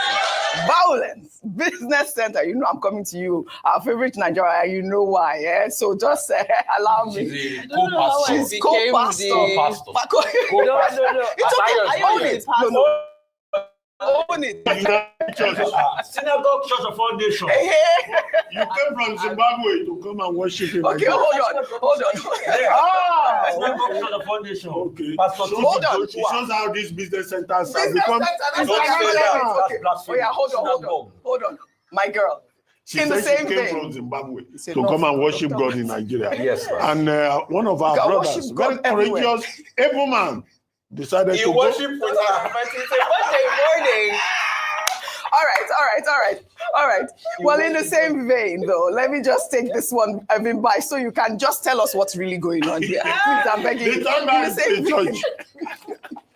The wife of Pastor Paul Eneche of Dunamis International Gospel Center, Dr. Becky Eneche, has sparked an argument after she preached about the importance of tithe payment in the life of a Christian, while speaking during a sermon that has resurfaced online. Dr. Eneche likened failing to pay tithes to pressing a delete button on one's spiritual progress. Let's take a look. Hey, did you know that SMUD is now paying Sacramento homeowners thousands of dollars upfront to put a backup? Paying of tithes, returning God's portion must be done consistently. Every time you miss your sacrifice, your tithe, you go back to square one. The ones you did before becomes nullified. It's like you press a delete button, bam. And all the work you did before, bam, is gone. Have you ever been typing? You are typing something, and I don't know, maybe somebody entered the room or something, mistakenly, you have typed enough text. The content of what you've typed is sufficient, and you are not saving as you are typing. Then suddenly you press delete, bam. Hey! All right. Oh yeah. Bam. Down. Bam. Back, back. Okay, I don't have anything to say about favorite. Delete button. That's what's going to happen if you don't pay your tithe religiously. Please, can you educate I'm really us? in the hot seat this morning. Yes. I don't have any theological training. Let me first put that out there. Okay. So I'm just sort of speaking based off of my experience with the church. So let me first start with Rwanda, who this year shut down 5,600 places of worship. What did they do? They went in and they inspected to see whether the buildings were soundproof, whether the buildings had integrity, and whether the pastors had gone through theological training. Very important. I bring this up because I think we do live in a time, and it's not just in Nigeria, it's like where people are looking for hope, people are looking for salvation, people are looking for something bigger than themselves. And because of that, there are genuine living churches. And then there are other places that people are walking into just out of desperation because people need hope and the message. And there are human beings who are taking advantage of that. There are human beings who, in essence, I'm not going to link it to any church, but there are human beings who are setting up places that are business centers. That's the honest truth. There are Christians, genuine Christians, who are looking for God, who are being taken advantage of by, some of these individuals who've become predatory in their nature because they know that out of this hope and desperation, they can suck things out of these people. Having said that, however, it's always important to go back because the religion itself is based off of scripture. Everything goes back to scripture. With the pastor, Mrs. Becky Enenche, I think she's got an interesting way of expressing herself. But what she's saying is has different translations. You have the King James Version, New King James Version, Living Version, so many. So I think this is her own interpretation because there is a scripture, several scriptures talk about tithing, but the main message is that if you don't tithe, it's a curse. So this is her way of saying that if you don't pay your tithe, it's a curse. And she's delivering the message in a way that I believe she thinks her congregation is going to be able to consume it. So, amusing, memorable. Has she done the work? She's done the Lord's work because you've walked away from this feeling like, if I don't tithe, bum, delete. So I'm going to go, but it's there in the Bible. Tithing is very much, a scriptural part of church. Malachi 3, verse 8, you can take it up to 12. Malachi 3, can you read do you want to take a quick comment so I can go? Can you read it out? Let's interpret it. She will find it. This issue about tithes and tithing has been out there. Now, the first time it came to the front burner, in my own recollection, was when my friend Pastor Itwa Igudalo. Marketers think they can do it all. And as a marketer myself, I know my limitation. Popular Pays enables us to work. Said that the first fruits belongs to the priests, quoting the example of high priest Melchizedek in the Old Testament. And the whole point is that, look, this is the God's commandment, that you give the first fruit, and it's to facilitate the work of God. It was very controversial at that time. The second time, in my recollection, that it became controversial was when Pastor Adeboye was said to have claimed that if you did not pay your tithes, you may have issues. Entry was misrepresented. This is the third one that we have before us, Mrs. Becky Enenche, the wife of Pastor Enenche, who is a very agile, entertaining. I don't want to reproduce his dance steps, but it goes like this. It goes like this, Also talking about tithing and saying, if you don't pay tithe, bam, this will happen to you. Now, and I think it's on the basis of this obsession with tithes and tithing. They say 10% is what the Bible says. What part of the Bible says 10%? Well, she just quoted Malachi. No, I want to know from the synagogue church for Verse 8. where she came to worship, and she ended up becoming the church in one of our members who proved to be a strong Nigerian. Talk about 10%. Wait, let me finish this narrative. Talk 10%. So, Mr. Falano, SCN, I think in that regard, he was making a general prosperity. They tell you that my God is a rich God. So people go to church. Yes. However, the thing about Christian eschatology is that they are supposed to give you hope. Yeah. They are supposed to tell you will go to heaven. Yeah. They are supposed to tell you that if you give your soul, you will reap salvation. All right. Because our Lord Jesus Christ, died so that you may be saved. Okay. If you put 10% down, it is part of it. All right. We have turned the money show into a religious I wanted to talk about this. center. It's my forte. It's your forte. You say it after the story. Okay. Well, all right. We'll take another story then. This time in River State. The legacy of the late banking icon, former group head of Access Bank, Dr. Herbert Wigwe, was honored last week at Wigwe University's inaugural matriculation ceremony in Isiokpo. Wigwe University, which stands as Africa's gateway to entrepreneurship, technology, innovation, and impact, was founded by Dr. Wigwe with a mission to reshape Nigeria's future by empowering young leaders. The occasion marked the official induction of the university's inaugural class. Dignitaries across Nigeria attended the ceremony, including Herbert Wigwe's father, Dr. Shingle Wigwe, and his daughter, Tochi Wigwe, who gave a remarkable speech during the ceremony. I stand here with immense pride, not only as the daughter of our founder, the late Dr. Herbert Wigwe, but also on behalf of my entire family, to say thank you. Thank you for being brave enough to step into the unknown. Thank you for being bold, for daring to dream big, and thank you for being fearless. I now admit you formally into the membership of the first community Wigwe University. Fly. They will fly. That has ever happened to me. I want to say thank you to Wigwe University, thank you to the Wigwe family, and thank you to Dr. Herbert Wigwe.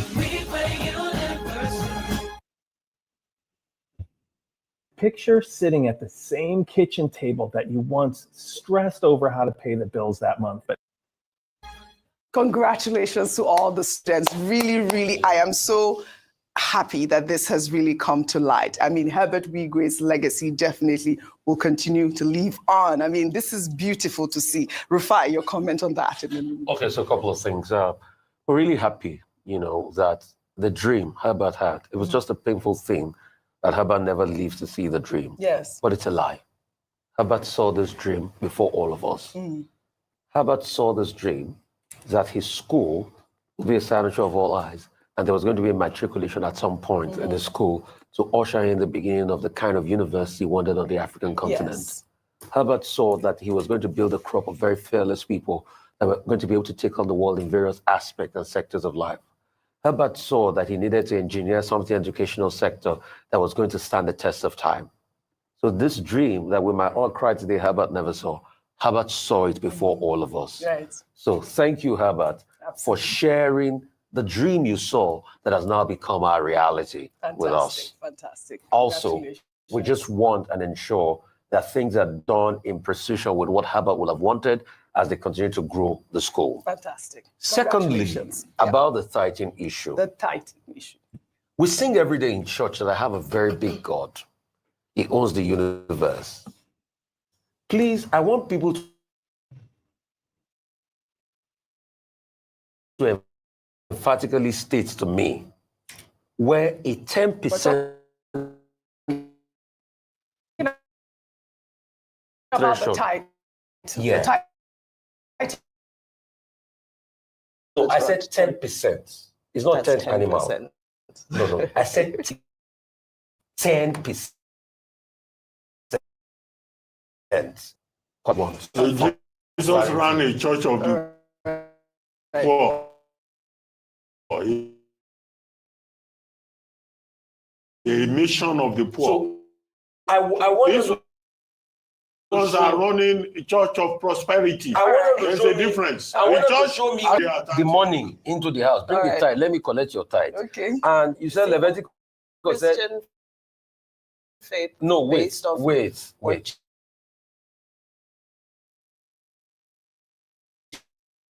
Jesus said.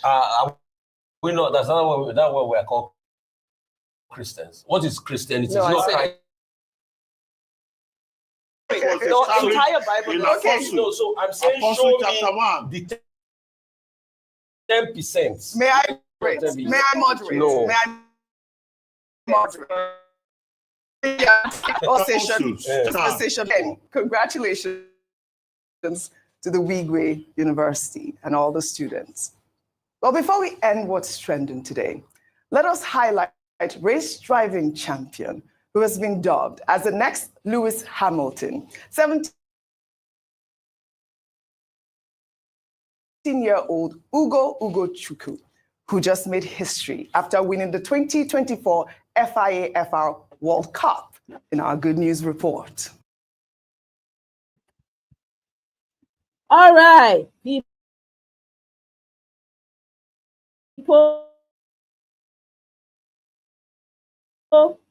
My connection is a bit indicate if you can hear me. Please, can you guys hear me?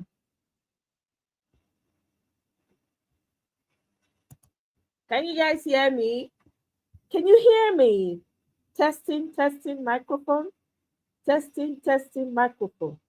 1 2 3 1 2 3 check. 1 2 3 1 2 3 check. Can anybody hear me? Can you all hear me? Oh my God. Nobody's responding now. Can you all hear me? Can anyone hear me? Can you hear me, please? Can you indicate if you can hear me clearly? Can you hear me? Are you there? Can anybody hear me? Are you there? Okay. You can hear me, Ify. Okay. All right, good. If you have now, greetings to you. You are looking sharp today. Your face fresh, smooth, oily, everything. They pop. Oily in a good way, not be. You understand? Your shoes shine, your face shine, everything shine. I beg, me Tinubu no hear this. I beg, me Tinubu no hear this. Okay, not true. I don't zip my mouth. Me no can go increase things no. Hey boy, I need to increase that. So people feel like to their bone marrow. I beg change Jesus name, so that at least we feel buy rice for Christmas. I beg. My sister,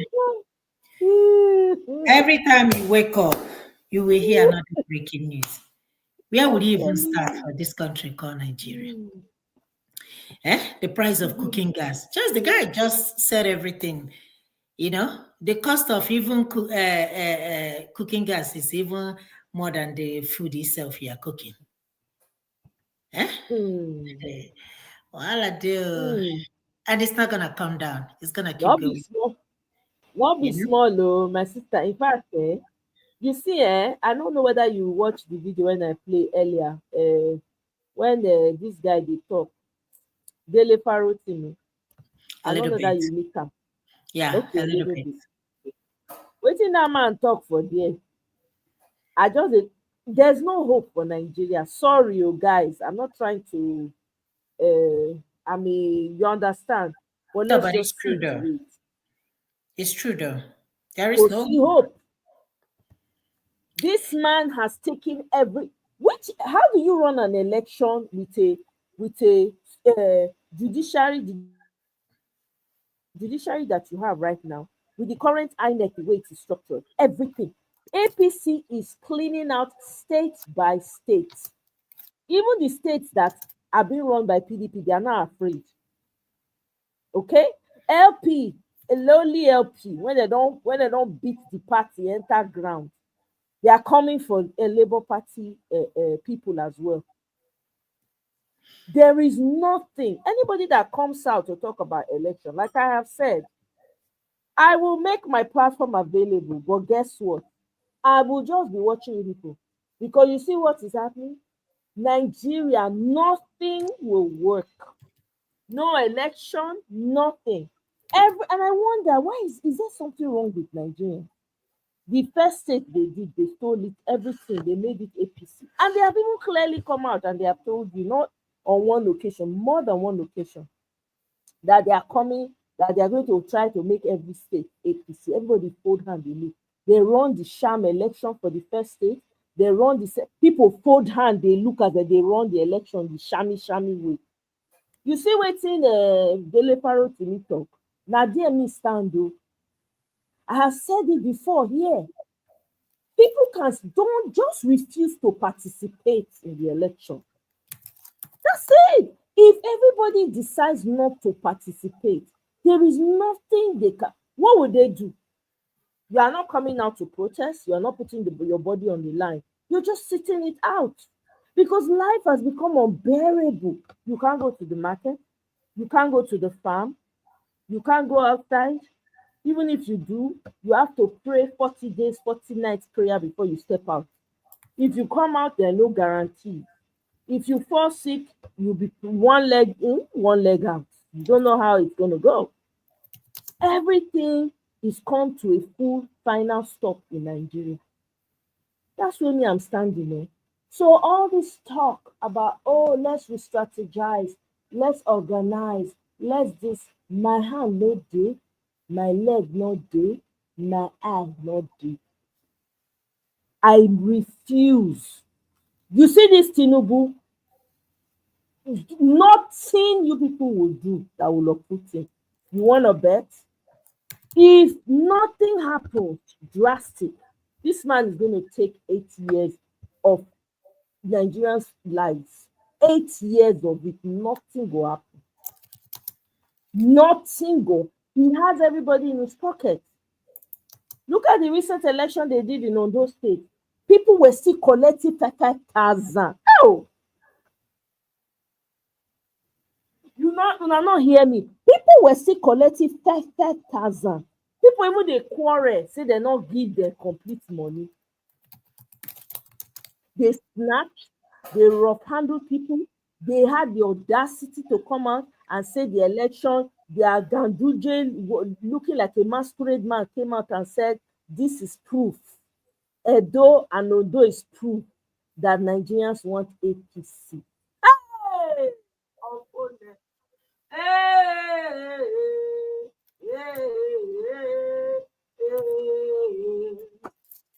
I'm telling you, Tinubu has no plan. Prepping for election, strategizing for election, 0%. You'll be a waste of time. Please tell my most respected elder brother, Peter Obi, may not bother.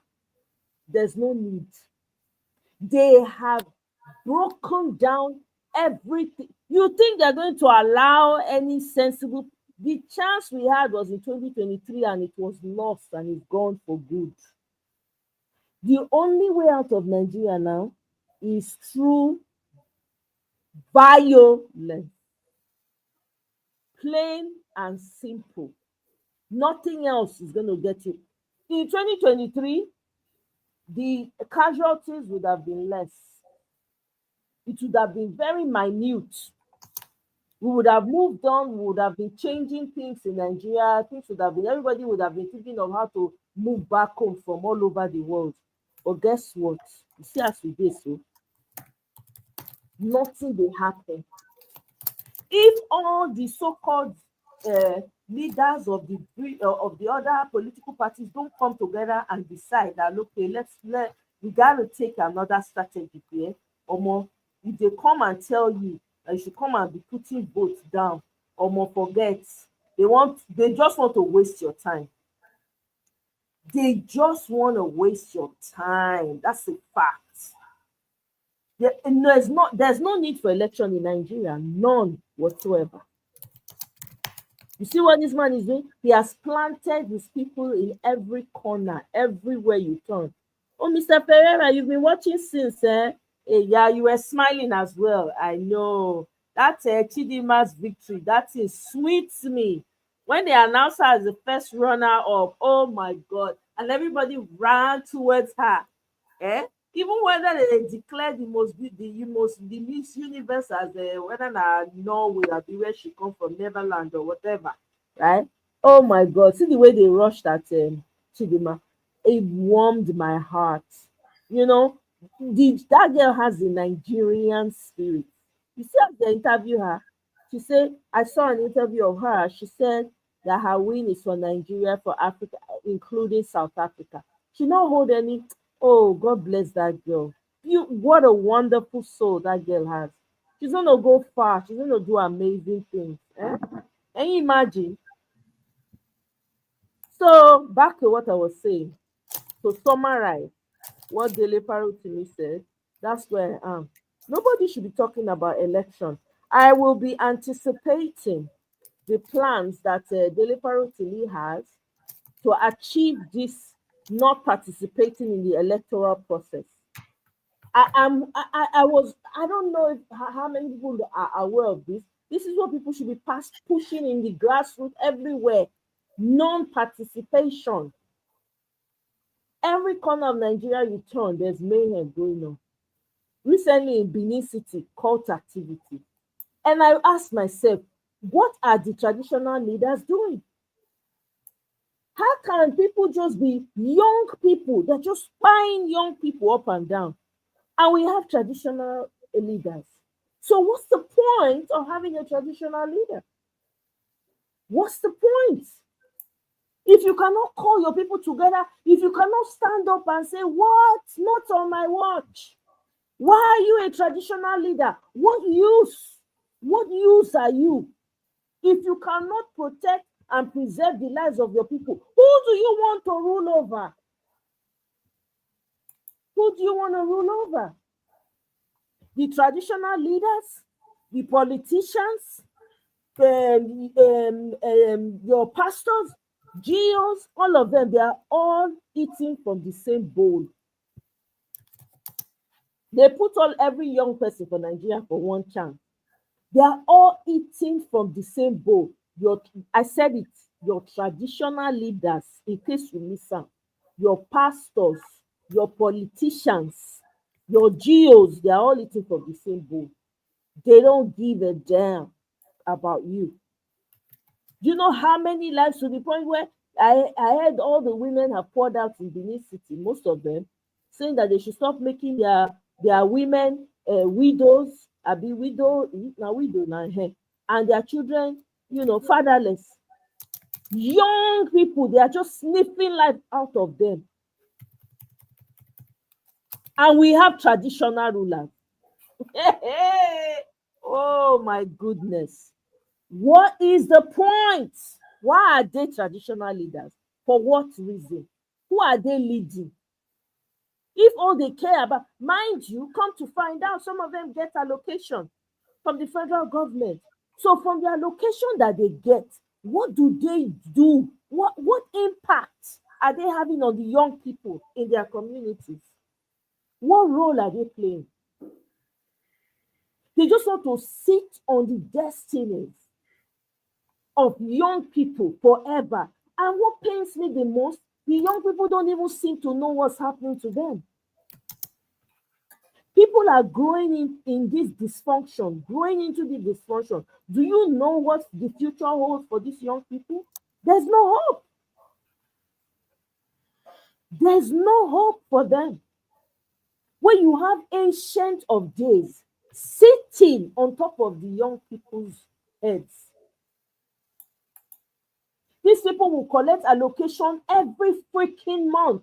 I'm curious to know how much they pay these traditional rulers or whatever they are called. How much do they pay? Can they go and work? Can they go get a freaking job? I don't understand. Every man to himself. Let them all stand up and work their asses off. You want to be a big man? Go get a job. Go start a business. Go make your own goddamn money. Don't stop trying to squeeze life out of the people. What manner of madness is this that we are practicing in Nigeria? Anybody that's thinking of doing election, please enter house. So there's no election that is going to be. The only thing that I will hear now, that I will listen to, is how we are going to do non-participation of electoral process until everything turns on its head, or may everything crash. There's no need. There's nothing to scramble for. Nothing. Did you hear that they are saying that state, your government is looking to take over lands that have gold? Have you heard that? They want to turn people into slaves in their own homes. This is what this government has come. This government is a government from the pit of hell directly. There's no future for you in it. There's no future. They are working hand in hand with some of the most corrupt human beings outside of this country, outside of Nigeria, to make your life even unbearable. And people will still be having children on top of this that they cannot feed. I read somewhere where they have IDP camps. One man, he came to the IDP camp with his wife and whether or not 2 children he gets. This man ended up marrying 3 more while in the IDP camp and having more children. Oh, salo voila, oh, eh? What's the point of respect for any leader or any elder or any traditional leader? What's the point? When in front of you, they are just taking your people. They're just taking them out and you are quiet. Nothing is being said. You have pastors, you have GOs. They are not concerned about that. They are more concerned about the tithes coming into their pockets.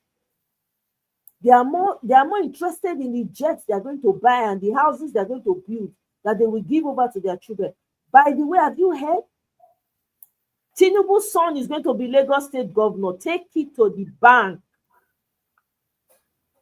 That's who the next governor of Lagos State is going to be. And I wonder, they keep saying Lagos people, they are this. Lagos people are mumu people, though. Mumu, M-U-M-U, capital, underline and bold. A boy from nowhere that has you cannot trace his beginning. The same as his father will now come and sit in Lagos and be your governor. You people will sit down and be quiet. Nigeria, you people will sit down and be quiet and watch it happen.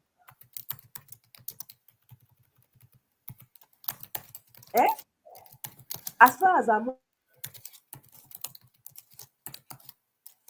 okay, I've collected money, my pocket is full, my belly is full, everybody crops. Then guess what now? It has ramifications. Well, everybody's bearing the brunt of it. Nigerian suffering never reach. I want Tinubu to continue. Let him squeeze everybody out. That's where he needs to get to, unfortunately. Let it squeeze to the point where people, they are choking, they can't anymore. Even those that once were able to afford certain things, bag of rice when my sister Ify they cry about now. Before it was not a big deal. People go, you go market, buy what they want buy. Now you dare not.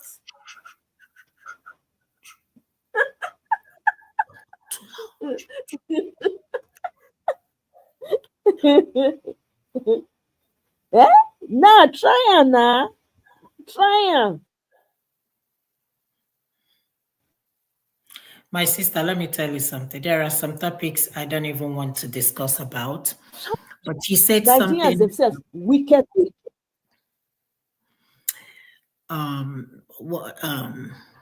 One topic I don't want to discuss about is number one, church, because it's none of my business. They know who they are talking to.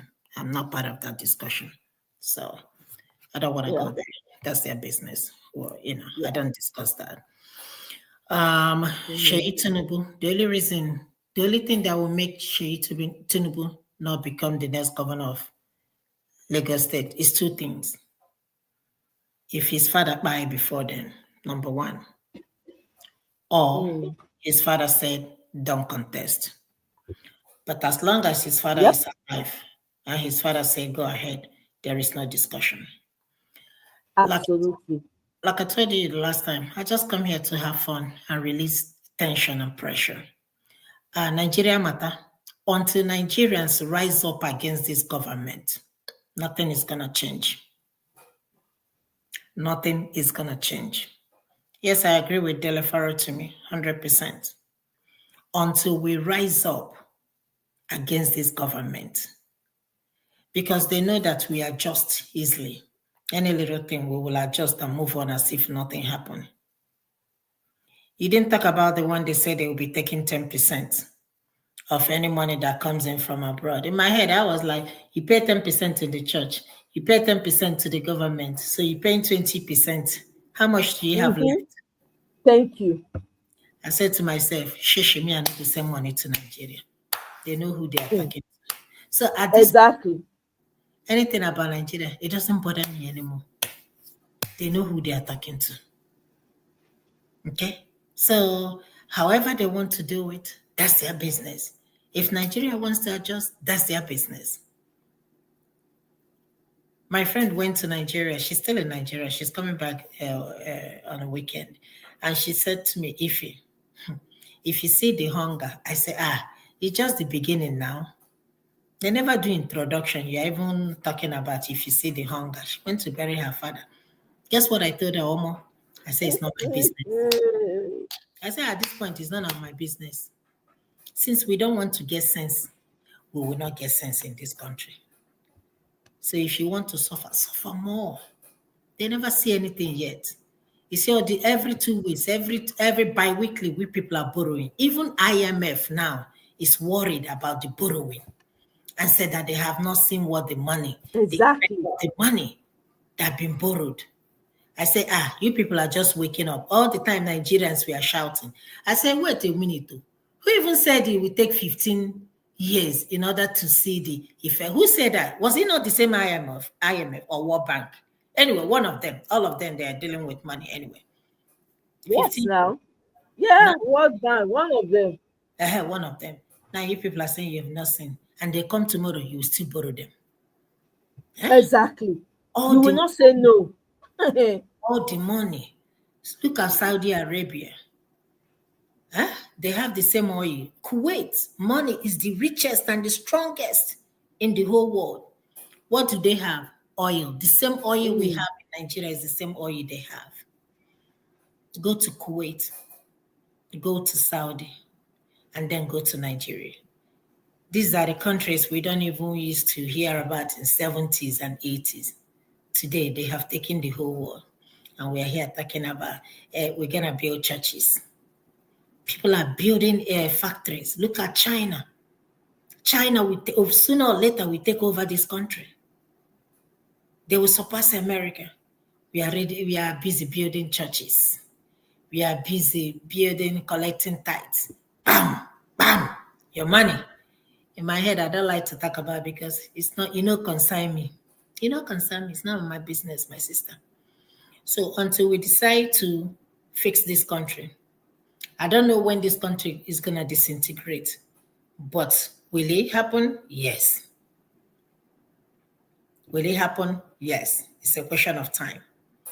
The Northerners are hearing way. They haven't even started. The funniest thing is that they will be the one that will cry most. That's what was my own. It's not my business. They will cry most. The Northerners, they will cry most. They're not talking. Underage kids we are put in jail. None of them said anything. They didn't come out to cry in masses. They didn't come out to even raise their voice. I didn't see their leaders. None of them said anything. We swept it under the table and we moved on as if nothing happened. I beg, forget about this country called Nigeria. Forget about it. It's a question of time. Then we're gonna see the things. Look at, I don't know if you saw the video of that army people, military people, beating up that man. Did you see that? I didn't watch. I know they watch videos like that. I know they like them from my subconscious. I just I heard people were calling him out. And the military have put out a statement saying that they are looking for whether to arrest nothing will happen. Nothing will happen as usual. Nothing will happen. Can you see the blood? What did he? Because he overtook you. For those of us who are not those of us, those are a few people who are asking for the military to take over. This is democracy. Exactly. This is a picture of the military you want. Imagine if they are in power. In fact, somebody will just call you, collect slap left and right. If you talk every time, every day, it will be regular thing. Titi, my sister. Wala.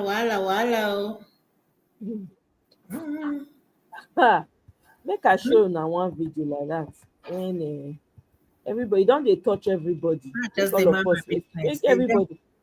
I think this guy saying, concern me. Concern me at this point.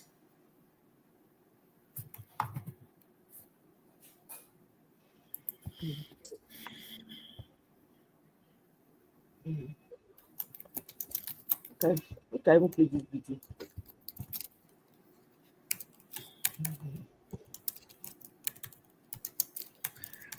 They just love to keep himself on the news, which is good. Mr. Wike, between you, Peter Obi, and Atiku, let me tell you something.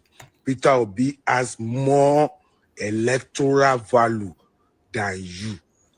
Even though you are not bad, you are Mr. Project, you work too.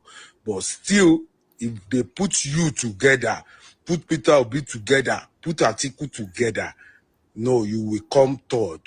Because Atiku still have over 6-7 million people following him. Peter Obi still have over 6 million people following him. Peter Obi won in almost 13 states. So, if you are comparing yourself with Peter Obi, you know, rich. If you are not a minister, you will have been quiet by now. But you're a minister, you still have what it takes to overhaul your electoral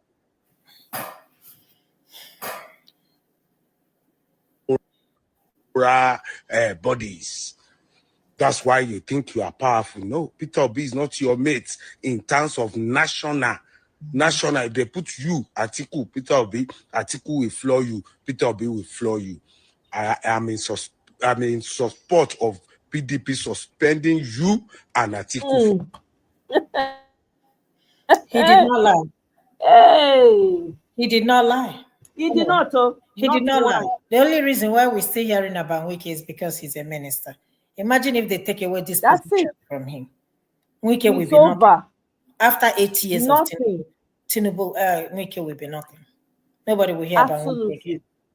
Where is Amechi today? Is anybody talking about? Nothing will be forgotten. Yeah. Nobody will talk about him. So I don't even like to talk about him honestly, because I think he's just an empty barrel that makes the most empty noise. I don't like to talk about him. He is an empty barrel. I should say that he talks too damn much. Open his mouth and talk. He's a very lousy human being. Kene, you say you're not sure. I saw the report too. They tell he has been banned from going to Aso Villa. I don't care. Just like this lawyer said that he's an Agbero. How did Wike? Let's narrate how he got into power. Is he not Agbero? From Agbero, local government and this, attorney general, this and whatever, finally became the governor. And here he is making noise. I don't even want to talk about him. Peter is and he can never reach the class of Peter Obi or even Atiku. He can never. So after these 8 years, he will go and retire. Nobody will hear about him anymore.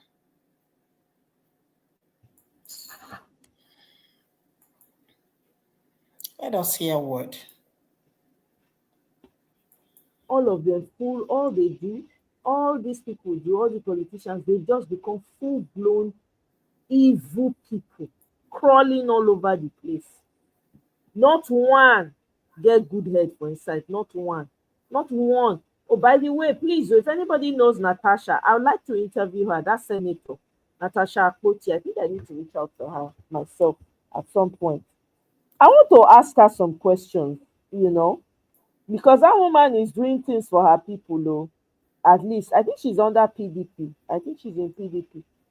She's really doing a lot for her people. I see the projects that she's coming up, and I'm wondering how she's able to survive in that Senate that's dominated by horrible men.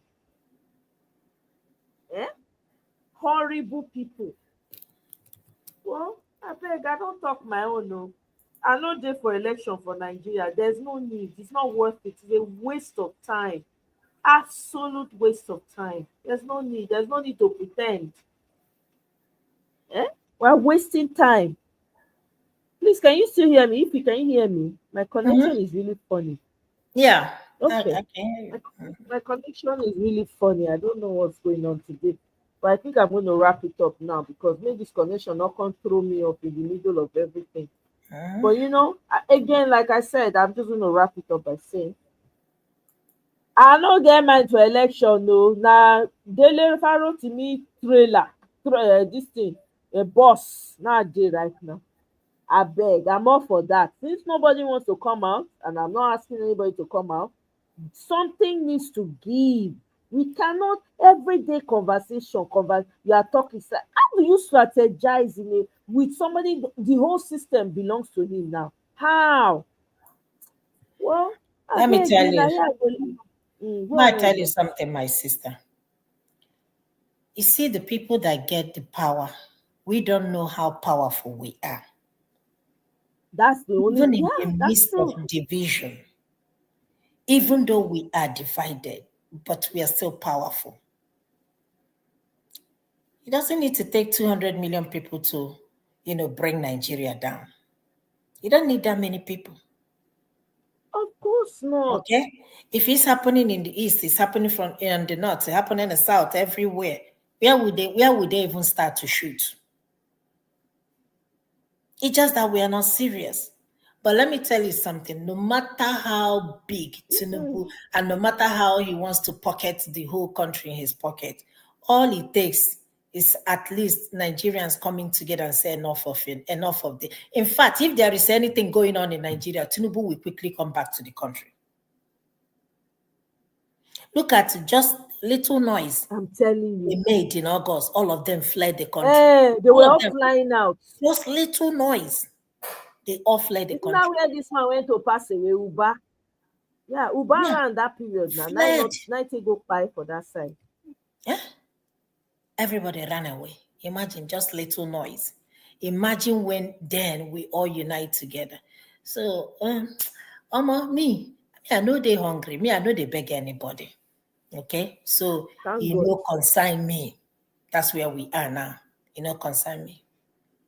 Yeah, consign me. What do you want me to do? No, I don't have time for that. Consign me. So whatever happens, so be it. Yeah, so be it, my sister. What are we gonna do? So be it. So maybe like say this thing never touch anybody. So we're here. I'm listening. At all. There's a video I want to play. I don't know. It's my connection, allow. But let me try and pull it up here. It's about a tax that they're trying to tax.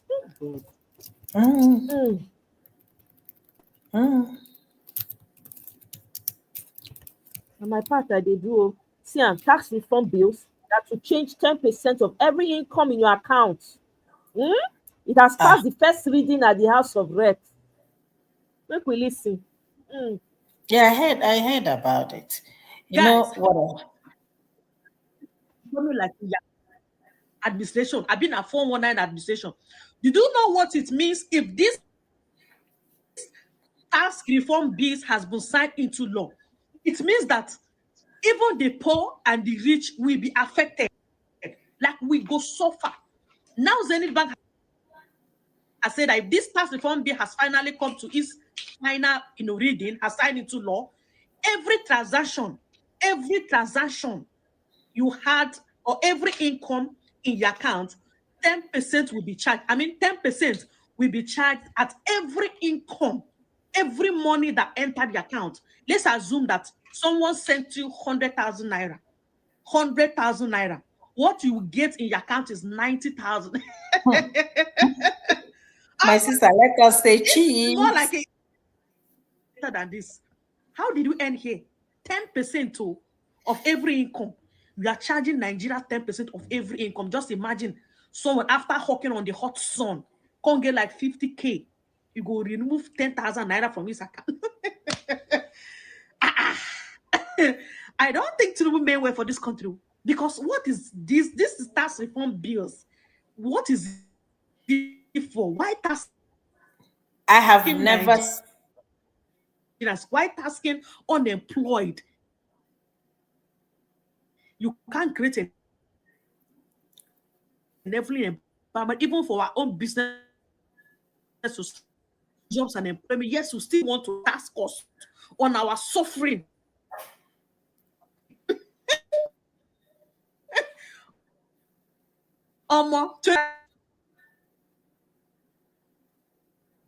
Which kind? Gonna be hard. Now, so I don't know. People may not be aware. So anyway, make I leave am here for today. Oh, so we go see again. Na Luther continue, but na Dele Farotimi page, na im boss I dey. Forget, don't count me out of any bloody election, please. We don't have anything. Yeah, I agree with Dele. I like that's one man I admire and have a lot of respect for. Also, what is this man that he's from the north that speaks so well, very smart and very intelligent? You know who I'm talking about, Omo? Is he I think he's a professor, a doctor. Is it Dr. Haruna Goro? This man is either he's a professor or he's a doctor. He speaks so well. He always comes to Arise channel to, bash this government. Is it? Yeah, Yusuf, don't forget his name. Yusuf, It's not so Umadi. No, Yusuf. Yusuf. Yeah. Okay. I have so much respect. Yeah, he's saying it without a smile on his face. He's always saying it. Yes, I have so much admiration for him. But where was he during Buhari's time, though? That Yusuf guy. You see, and somebody says something. Once they leave government, their brain, they reset their brain. Look at Obasanjo. Obasanjo talking about INEC. And if I have opportunity, I will ask him, in America, that you people are copying their democracy. They don't have INEC. Each state conducts their own election. Yeah, each state conducts their own election. So but we want to be like them, right? Why can't we do what they do?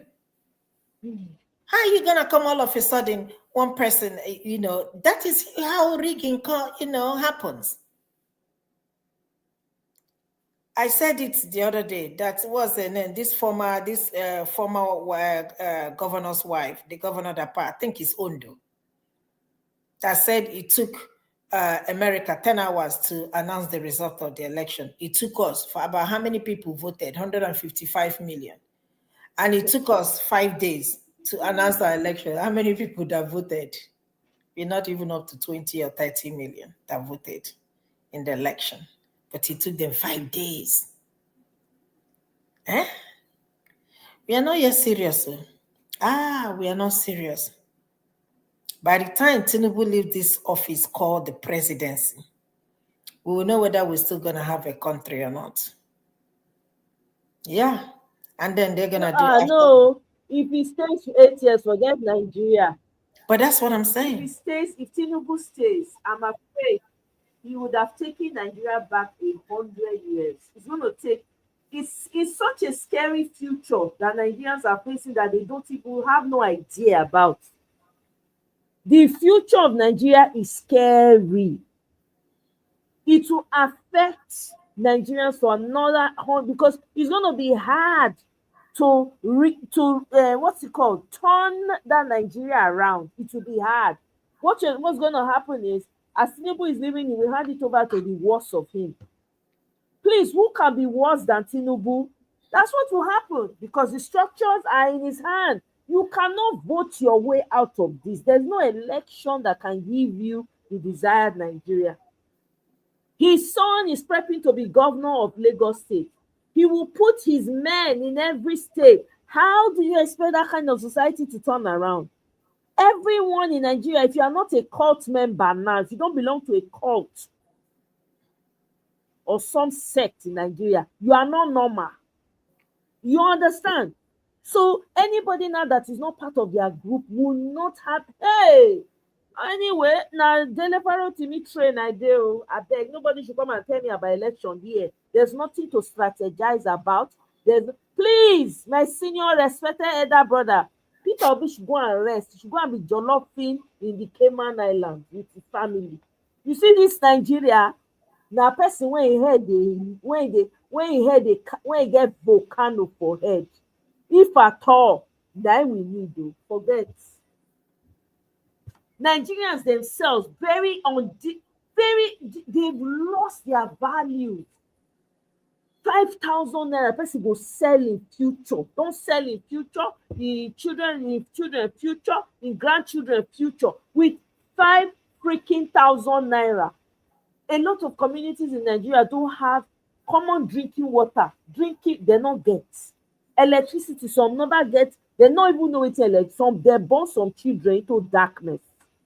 They don't know what light be until they stepped out and maybe went to Lagos. I'm telling you, some communities have not had light for 10 years, 20 years. You'll be hearing some kind of funny stories. You'll be wondering, that kind of country now you feel so you want to use election. Okay?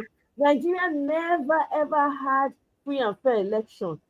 It was built on falsehood. The foundation from the beginning is wrong.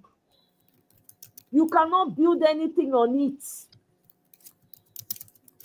Nigeria has taken a lot of innocent people. Look at what's happening in even Benin City now. That place is now like a city of bombs. Young people, they're snatching their lives early, while the traditional leaders are sleeping and they are getting allocation. So yeah, they're not sleeping. They're going to this thing to collect their own share now. With that allocation, they cannot build youth creative centers. They cannot encourage, okay, you know what, let's build to keep them busy, to keep their mind busy and avoid all this unnecessary strife with each other. Let's create a stage, let's have a center for the young people where they can learn how to play basketball, wrestling for those that are overtly aggressive, boxing, what's it called, theater art, something for the young people. The traditional leaders, they don't move around, talk to the young people. They just sit down, they're just giving them allocation, only them and their family. How can a people strive like that? Forget, no, zero respect for every traditional leader, every pastor, zero for any elder. Zero. What is the use? What is the use? As an elder, look at what you are leaving for your children. As a traditional leader, look at the state you're leaving your community in. Disarray. You are leaving your community in the hands of people that are taking the lives of your people. Who go remain to come, they worship you, they greet you, they use head, they hit ground. If none remain. You want to be a traditional leader of court members? I don't understand. Oh, my sister, make I leave this thing. I beg, I can't wait for my respected elder brother, Kelera, to make it drop another. I go to naive now, bumper to bumper now. Because I need to know when you go announce that thing. Because that's the only other peaceful way. Since nobody wants to do anything, maybe people sit at home and not participate in these their stupid elections that they do that is already predetermined. Maybe they will begin to hear words. So whether you vote or not, their vote doesn't matter anymore. And this is how it will continue to go. Even if Tinubu leaves office, whoever that is gonna take over is gonna rig more than Tinubu, whether you like it or not. They're gonna use whoever the INEC chairman. Exactly. So we need to dissolve all this nonsense. All this nonsense. Let the state conduct their own election, just like we do over here. Exactly. You know, let's forget about all this nonsense. It doesn't make sense. Everything needs to be dissolved completely. Dissolve all this nonsense. Overturned. Can't continue like this. This is madness. Are you considering the future of the children that you people are having back to back? One family now figure 11 children. They even think. They don't care. They're even allowing their children to do whatever. Some don't enter Yahoo, they do courtism, join up. The ones where they do a shower, they don't care anymore. What kind of madness is this? Is this the kind of society we want to live? And nobody's saying anything. And the funniest thing is that nobody's saying anything. No so-called leader, no so-called, as they call themselves, leaders coming out to say, if all the traditional leaders came out and said, no, enough is enough. Talk to the people and say, no, we gotta shut this thing down. The pastors come together so that they can continue. At least if the pastors have sense, let them be selfish and say, so that these people will continue to pay us title. Let's fight for them. Nothing, no board. What kind of madness? You have no elder. Me, when in Nigeria, they carry elders for head pass. My elder, my senior is the senior brother. Is a senior. To hell with senior brother and senior elders. To hell with every single one of them. They have given us nothing but gravel. That's what they've given us. What have your traditional leaders given to you? Nothing but gravel. You are grasping at straws. You are a shadow of yourself. Nothing, no opportunities that have been created, nothing. All they do is take from you. Take your own allocation that the federal government will give them for them to spend for the people. No, they will pocket it. They will pocket it. They won't allow you to be the best version of yourself, to achieve any height of human endeavor. They will sit on your destinies. That's what you want to continue with. To hell with every traditional leader, every pastor, every GO, every politician. To hell with all of them. They are all full of shit. They're all full of shit. Why are you respecting these people? These people see what's happening to you. They are not doing anything about it. All they care about is the money that's coming to them and their families. That's all. Driving big cars, nothing to show for it. Driving in expensive cars, but you are surrounded by slums. Your people have no future. You are in the midst of a slum. You're in the midst of poverty-stricken people that can barely piece 2 cents together. And you are carrying shoulder. You want people to be to hell with all of them. It's madness. You give birth to a child for people to come and be unaliving them. What kind of society is that? You want to build. You want your community to be covered in bodily human fluids. For what? No. It's deliberate to me straight. No, let everything shut down. Let Nigeria dissolve. I'm telling you, make everything dabaru. There's no need. Every corner you turn, there's no peace. You go to the north, no peace. West, no peace. Look at the east. Look at what is happening in the east. Well, nobody's saying anything. And nobody's saying anything. And today we releasing Nnamdi Kanu to see if this thing going on in the east will stop. You don't want to release him.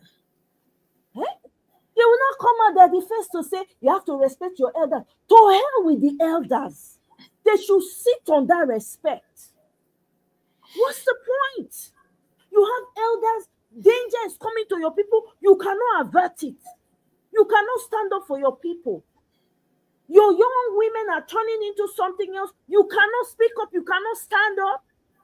You cannot raise a local army. What kind of madness is this? We're running a madhouse in Nigeria. Everybody is silent. You You have elders, they cannot do anything, they cannot say anything because their pockets are lined. Nobody's talking. Their children are not living in the country. They All don't the- care. Sister, all the millionaires and billionaires, is any of them talking? Has any of them said anything? No, because their pocket is not affected. It's only me and They're all you in that the same cult. and be They're shut. all in this big cult where they don't care about anybody and they expect their own to be good. That is the irony of it all. They expect that the future of their own will be okay. They don't even know, they have no idea how the universe plays. They think that they can turn the hands of the universe. That's what they think. To hell with every senior person, any elder in Nigeria that is quiet, to hell with them. Their death will not be good. They will not die well. I'm telling you. They can't. They cannot. Their names will be forgotten as they die. Now so that they forget their names. Where are the people before them that had all the money? Do you even remember do you remember their names? You don't remember their names because they had no impact. You have elders around. None of them. They are all in cahoots. They have all ganged up against the young ones and refused and said, no, we're not going to allow these young ones to thrive. We're not going to allow their destinies to shine. Your entire elders, because I have to generalize it, none of them is speaking up. Your young is being sniffed out on a daily basis. You are eating them up for breakfast, lunch, and dinner. And then you turn around and say, respect me. To hell with respect. You know, go better for respect. You have traditional leaders lined up, people bowing their heads as they are snipping your children away from you, snatching them. You keep bowing to them. You are giving them respect for what? For unaliving your people on a daily basis? Look at the amount of young people's blood flowing in that land. Nobody is saying anything. No elder, no traditional leader is rising up and screaming from the top of his lungs. Why? Because they're all in cahoots. This is part of their plan. And you want respect? Why can't a traditional leader not go and get a freaking job? Not be mates, they work. Why not he work? They making money. Why is he getting the allowances of a whole community, of a whole state? Why? For what? What is he contributing? Every man to himself. What is he contributing? There's nothing you will say, oh, it was this man that we had, this our traditional leader that we had, that built this state-of-the-art hospital with all the specialty, that is in charge of paying all the doctors and everything. Oh, he built this youth center for young people. Oh, he's the one that built that technology center for the people. He said because he wants them to thrive and fare well. None, not one. And everybody is okay, and people are okay. Some kiss ass. They'll be kissing their ass and be worshiping men like them. Worshiping flesh and blood like you. That ought to be walking is behind us if he wants to live a lavish lifestyle. We're in freaking 2024. Are you kidding me? Are you guys serious right now in Nigeria? They will not turn around. Respect us. Respect who? Your GOs are sitting on your destinies. They are happy with the position you're in. They are happy that you're suppressed. They will still be telling you to be paying tithes. After government collects their tax bill when they want to increase, they collect maybe like 50% come up for your money. Church go ask for 10%. They'll come say, may you do vex money, may you do crazy tithe. Have you had to take the corner? How much remains for your hand? You cannot go to your pastor's school. They build your GOs have schools. You can't afford it.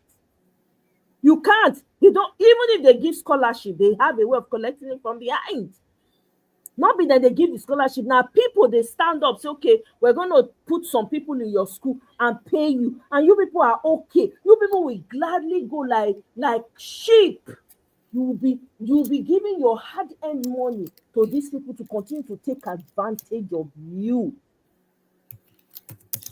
They've turned your life upside down as a young person. The only options you have in Nigeria now is to either belong to a cult or do yahoo or become an ashawo or a gigolo. because they do men and women now. Anyway, me, I don't talk my own. No. Me, nobody can't tell me about no goddamn election. May they shut the whole thing down. I'm not interested. There's no strategy. There's nothing you can do that will make you win an election in Nigeria. No, they shut that job completely. And they will come in your face and taunt you and tell you to go to court after doing the worst. That is the part that aggravates me. Like, why? And people will fold their hands.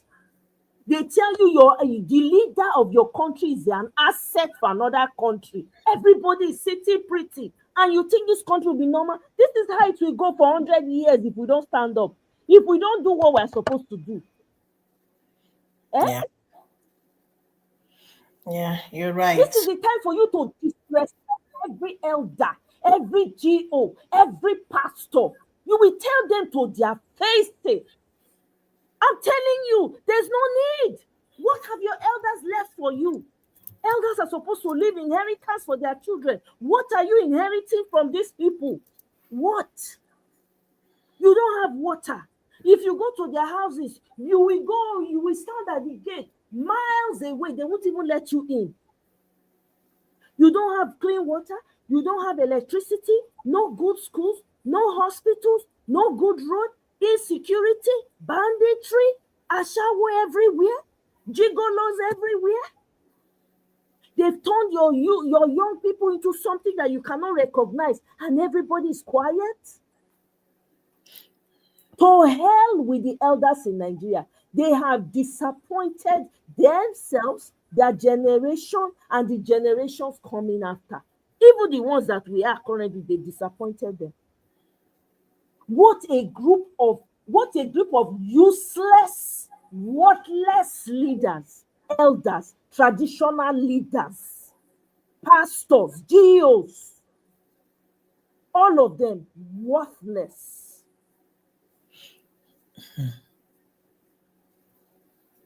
It is you people that respect them. You will go and be bowing down and be putting your head to the ground. Oh, my GO. Oh, Aneda. Oh, my traditional leader. To hell with that traditional leader. He never reached one that go carry Koboko, they flog all the traditional leaders. He never reached one that carry Koboko, they flog all the GOs and the pastors for the madness when they don't live for now. You come off, you go school now, come out, no work for you. You will have no job, nothing. You don't have any options. If they bring quota for them, you want to employ certain number of people from your community, your traditional leaders will sit on it. They don't let it get to you. They will select people from amongst themselves to go and serve. Do you know that? Meanwhile, you are groveling. They will tell you, come and respect me. You never reach time when you now go gather as young people with cane, koboko, tree branch, go to flog them out of their places. Anybody when won't verse for this video, please verse well and leave your vexation for my comment section. I ready for now. All of you are they mad. All the elders in Nigeria are mad. They have left pain, sorrow for the children. I never enjoyed one thing in Nigeria. Never. I didn't even know what it meant for anybody to do anything for you. If not for the goodwill. Thank God for my parents. Thank God for uncles, for cousins. Nothing when government do for you. Nothing when your elders they do for you. Nothing when your traditional leaders they do for you. Nothing when your pastors they do for you. Nothing. The elders that are talking, they will find a way to silence them.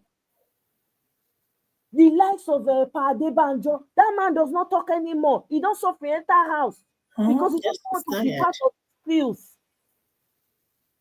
He has said his own. The man is in his 90s.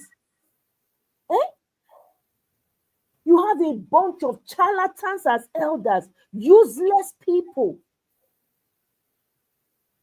They have set the children's teeth on edge with the suffering that they have left behind. That is what they want you to inherit.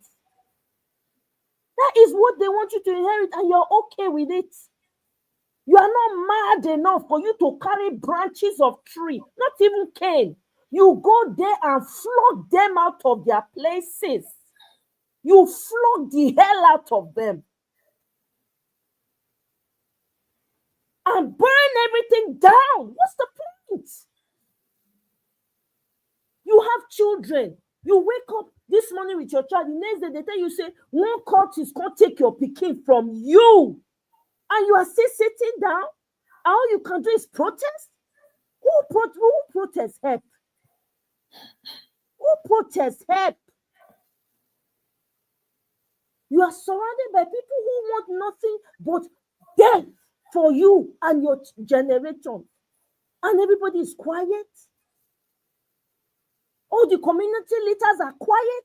Your presence alone as the young people ought to be making the traditional leaders uncomfortable right now. Uncomfortable. What is wrong with you people? What is wrong with the Nigerian youth? Do you know it is your future they are taking it? They did not play any role in my own future. Everything I got, I had to strangle for it. Eh? What's the point? It's better you don't have any leaders, any traditional rulers, any GOs, it is much better that you are ruling yourselves, that you have these gargoyles, these ancestors, sitting on your destinies for crying out loud. Your counterparts in other countries are building their countries, turning everything around. They have silenced you, oppressed you. On top of it, they will marry women in your own age group. They don't want to die. They live till 100 and go and look for one 20-year-old. That is, they will marry and have like 50 of them because they don't want you to have any. You have a girlfriend in school, they will collect it with their money. Are you okay with that? You get a job, they go use favoritism, tribalism, they collect the work for your hand. You will never get promoted. You will never be recognized because you don't belong to the tribe, or you don't belong to their group, or you don't belong to their cult, and you want to continue. Where are the militants? Where are the people with militant spirits in Nigeria? Where are they? Are they still sleeping? Can somebody wake them up? All these cultures that are going up and down, doing all these things, people need to gather and seek them out and do the needful to them. Person wey don't fight person, what is it they do amongst human beings?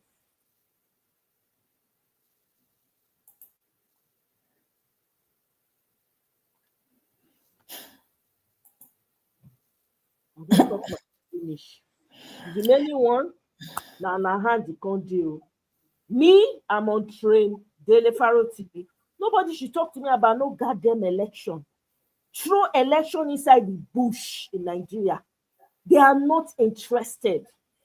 If you are planning, sitting down, gathering and strategizing for election, Bola, I have news for you now. This is 2024, November 19, or maybe 20, where you are. Bola Tinubu will win again. They will give, not win. I will rigged. Just say rigged. Rigged again in 2027, and he will sit on that throne. You wanna bet? His son is going to be Lagos State governor. There's nothing. Unless. Yeah. Unless he buy before then, or he doesn't want to put him there. That's the only reason. That's the only reason. Any other than they can grumble and grumble, but you won't do anything. He will be exactly. Okay. They already started pushing it, saying that whatever association of the youth. Why him? Why would he be him? Would be the we contest for government. Exactly. Why him? They made that up. They just made that up. They paid a few people to be pushing that crap. That's what they do. We know that that's what they do. That's the trick. This is the time for Nigerians to wake up. Forget election. Election will help you.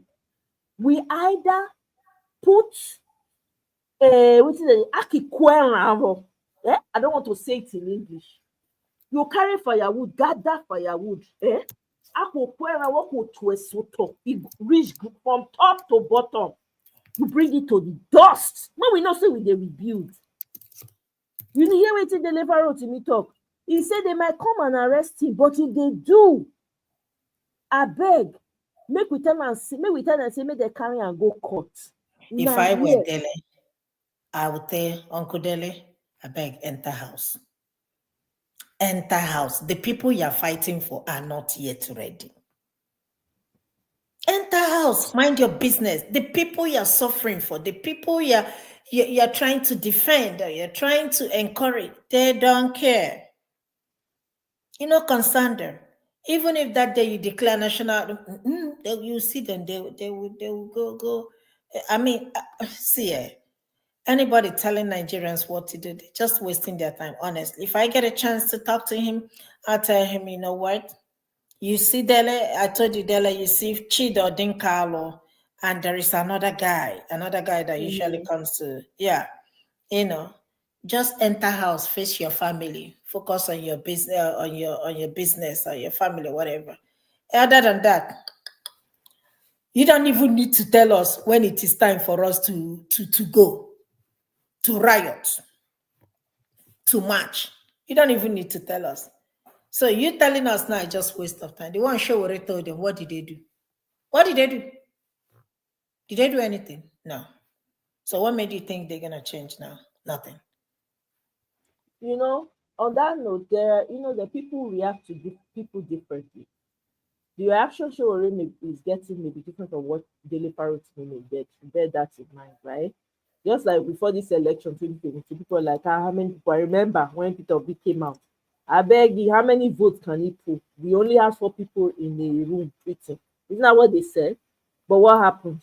At the end of the day, was it not every corner of Nigeria that voted for him? The ones where they not be bear the loss, they burn down the markets. Yeah. We hear all these things now. Did he not play out in our front? Trust me, I believed not only did Peter Obi won that election, he won, hands down. People were saying there is no way he can win that. Yeah, there's no way he would ever. Let us see the real. He won the north. There was a particular place in the north. I don't forget which state, Nana Sokoto or whatever. That whole polling unit, now Peter Obi they vote for you. That's Let what us they do. forget about that. Burnt it to the ground. Let us see the real result. Why all of a sudden the IRF and the whatever beaver stopped working? How did They you will never bring out the real people get the real result. Remember that there were people that had the real result that were posting because people held their copies and were sharing. So people have the real results, right? So my point of saying that is people react to people differently. The aura that Shawari brings and what Dele brings is different. You'll be surprised the turnout for Dele Parrot to me. What I would add is that people need to start sensitizing from the grassroots. That's what it is. Like everybody sits in your house, right? But the only thing that maybe with any role at all that people can play is how to coordinate, because children now they have to eat, they're not going to starve, right? If nobody is doing anything, that means you can't go to the market, you can't do a lot of things. So how do we get food to those people? How do we get resources? That's all. But what's the point of participating in a fraudulent situation, a fraudulent system? It's rigged. I'm sorry, democracy does not work for Africans. It does not work for Nigerians. I can't speak for the entire Africa. Forget this democracy. Mona give them back to the owners. It not be our own. I'm sorry. Not be our own. Now, the person when get vision, when sabi delegates, he go leave people to do what they need to do. They'll just the report. Now we need. You see all this nonsense what they do every time them participate in crazy demonstration every single electoral cycle. It needs to end. It needs to end. We cannot continue like this. What you go tell your children? Your children are growing up. You then they say, "Oh, now here you come from." They'll call they see story. They hear things when they come. You think they want to associate? They're not going to associate. They go deny where they come from. It's not normal. As a parent, you should care that this is the way I'm living for my children. This is madness. My own role for 2023, that trauma, another as it pained me. See, they pay me when I think about it until today. So you want me to not come back again? Never. It won't happen. Let the whole thing crash. When we know say na build, we dey rebuild again.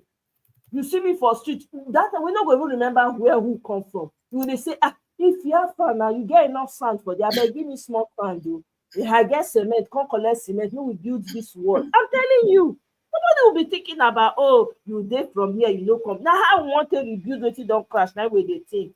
I beg, it's long overdue.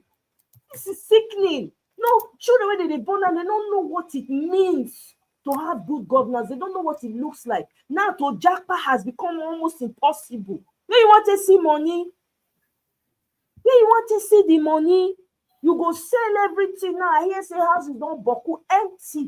Everybody, the jackpot, they sell their houses, they abandon them, they come out because of the state of Nigeria. No.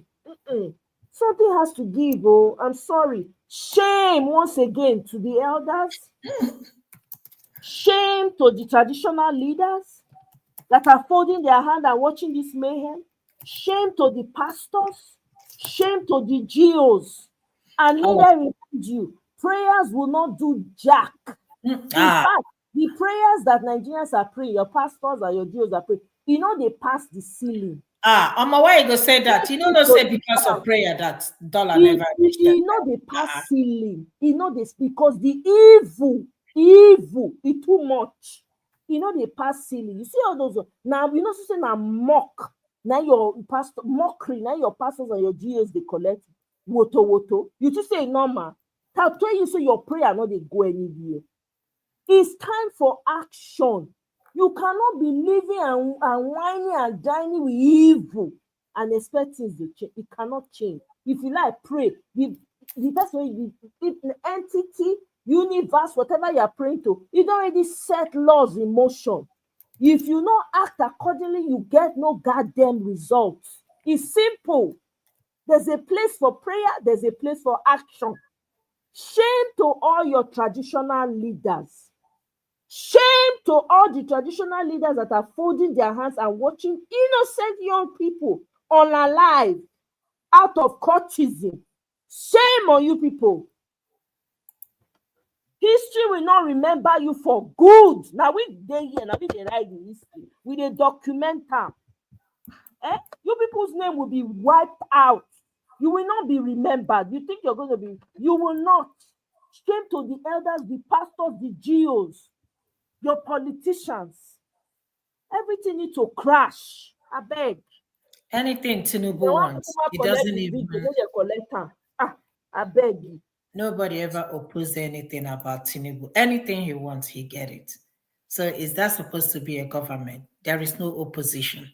Even the opposition people in the Senate and in the House, they're not doing anything. You know, if not, why is it that this man will, anytime he asks for money, boom, he get approved. Anytime he asks for money, boom. Let us see what they did with the last budget of last year. What did they do with it?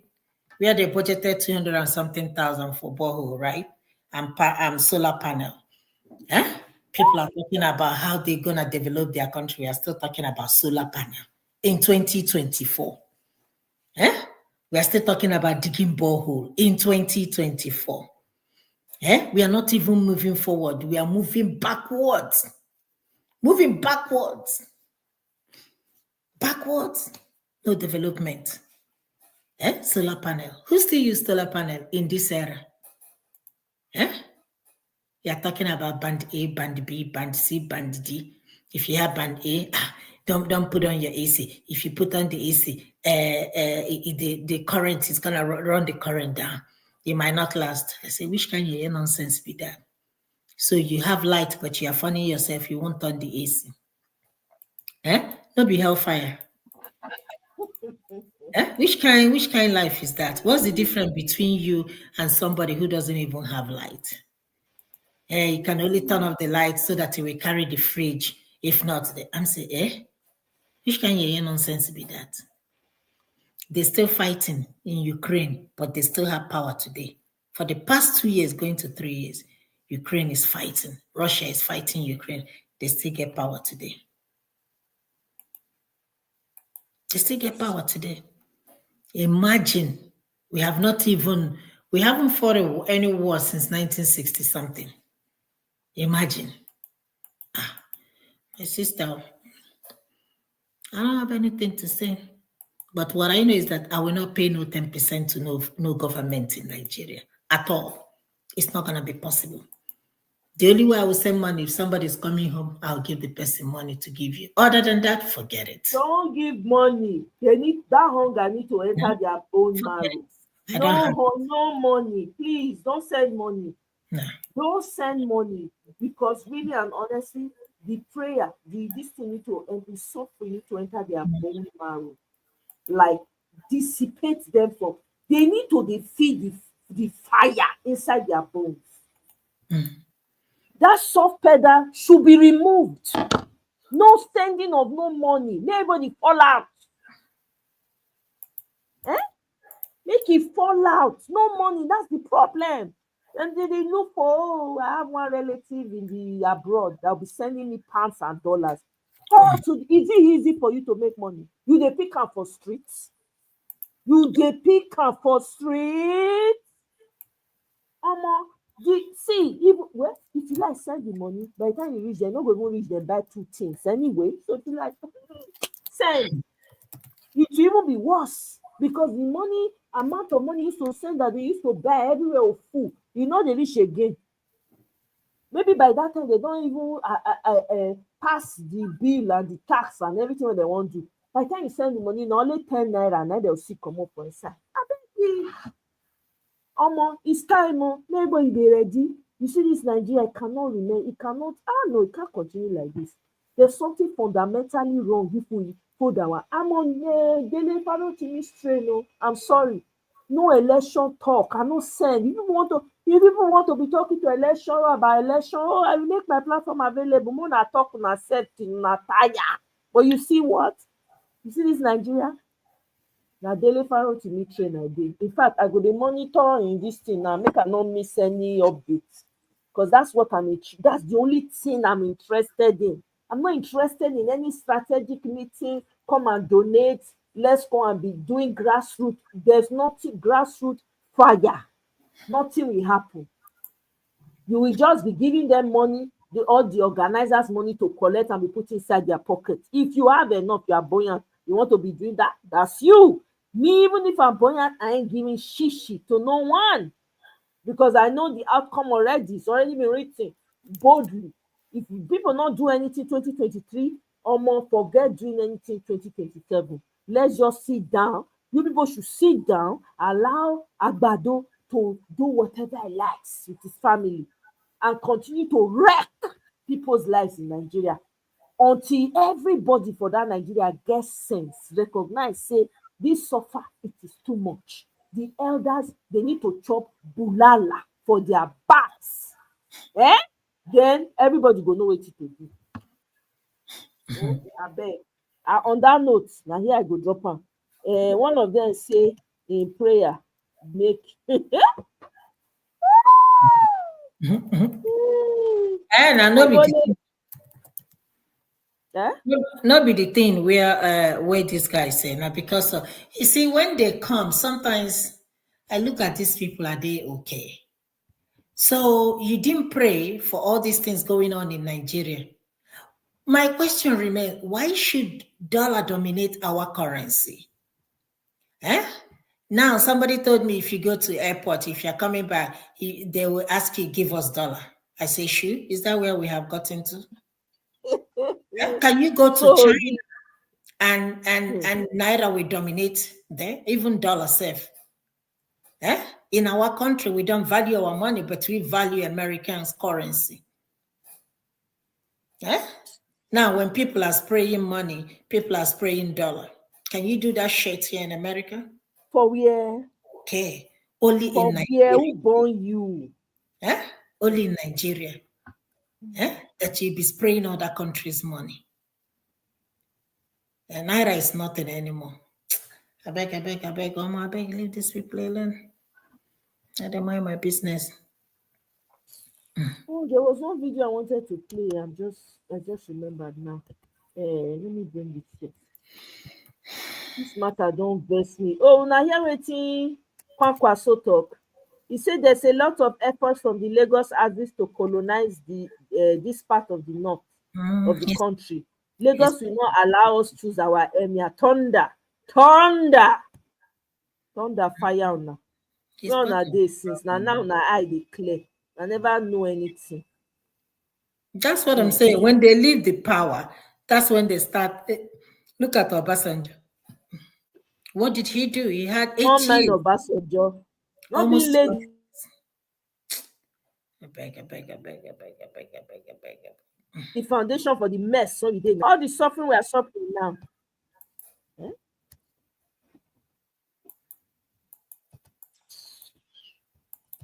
You play one video like that before I turn up everything, Gary. And when you add value to your products before you export them, then your foreign currency inflow increases. And then when you limit your consumption of luxuries, the current president is buying cars as if he's a car dealer. Buy for first lady, buy recently for people, buy private jets, buy yachts. This one bear stupid mentality, bring it to governance. And then because you are his tribesman, and I saw a picture of you eating with him and a former governor of Lagos State. 3 of you in the dining table. The picture is there. Maybe I'll add it to this video. Yeah. Maybe because you have a lot of your pastors as members of this government and the previous government. You turn to a currency speculator. The naira will be equivalent to the dollar in Jesus' name. Amen. You have broken one of the commandments. Don't use the name of the Lord God in vain. Don't use it in vain. Jesus didn't tell you that. God didn't tell you that. If he told you, it will have come to pass. When Elisha, is it Elijah or Elijah? I don't remember. Said that by tomorrow, food will sell at so price. It happened. Elisha did not come the next day and said that the 3 lepers refused to move into the camp. No. British Jewish history speculates that the lepers were Gehazi and his 3 sons. We don't give excuses for prophecy not coming to pass. God is sovereign. When you start giving excuses, you are a speculator and a manipulator. Next time you came now, that if not for your prayer, okay, I beg you, those of you close to these our general overseers, these our papas, please call them to order. This is not 1980 something, when you were preaching around full gospel businessmen with us, and we just believed anything you said. Stop that thing. We have passed that stage. We are more knowledgeable now. We are more exposed. Stop that nonsense. Call your general overseers, your papas to order.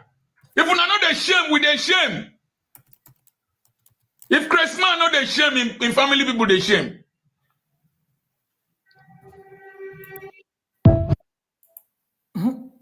Yeah, that's another man I like to. Yeah, Sapoki. I really appreciate him. Since I found his content, I follow him.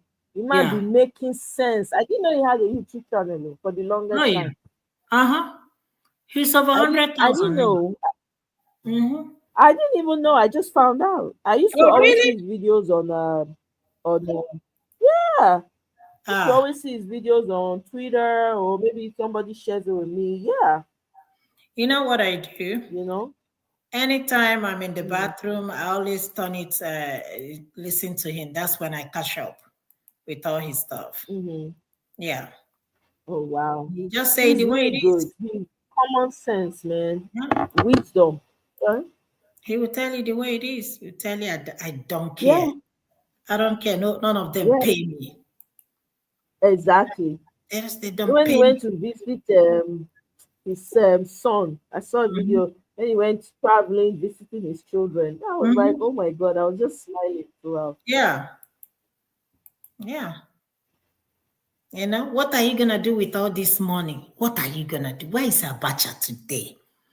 Where is Abiola and his wealth today? Come on, people. What happened to all this money? Omo baby. They don't remember that too. They think that they're going to live forever. They think they're going to live forever. That's the problem.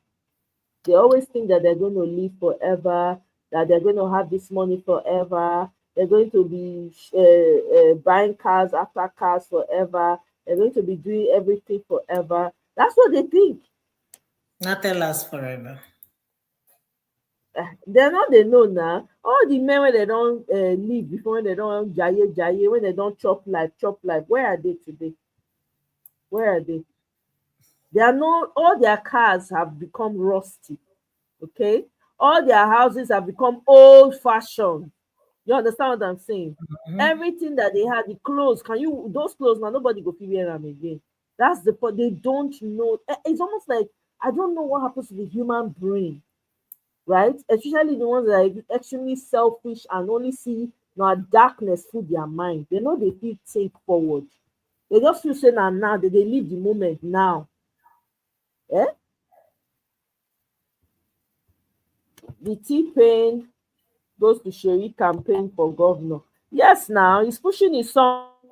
Yeah. Next governor of Lagos State. For governor now. Governor. Let's see if they son allow every that other to happen. I know that he go they be. because Just like go ahead.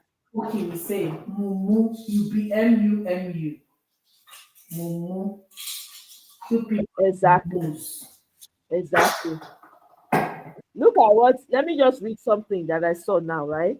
It says, T-Pain said on Monday, warned that a collapsed Nigerian economy will not be in the interest of anyone. But of course, especially you, T-Pain, who was represented by the Minister for State of Education, made a call while speaking at the 76th Foundation of the University of Ibadan, your state. He beckoned on the academic union, especially the academic staff union of the university, and others to partner with the governor in building the economy. He maintained that unions must recognize that all sectors in the country need more financing and that the government was working assiduously to fulfill its obligations with the available resources. Thunder. T-Pain said, at this juncture, let me persuade the university unions, especially ASU, to recognize that all sectors in the country need more financing and that the government is working on more where the youth, where their body they hot. Back then, you go see some people, their body go, they all gather themselves, plan. Where are those people? Where is the spirit of those kinds of people? Where are they? Are they dull them? Yep.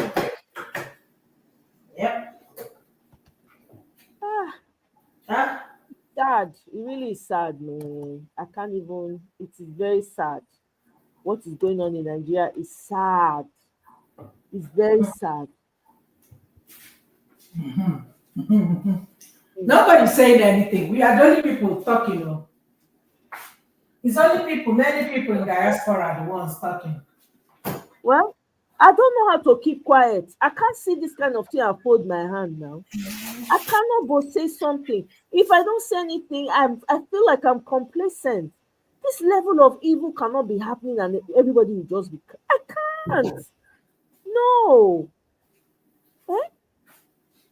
If the thing won't collapse, make you know the person head when it will collapse. I can't be quiet.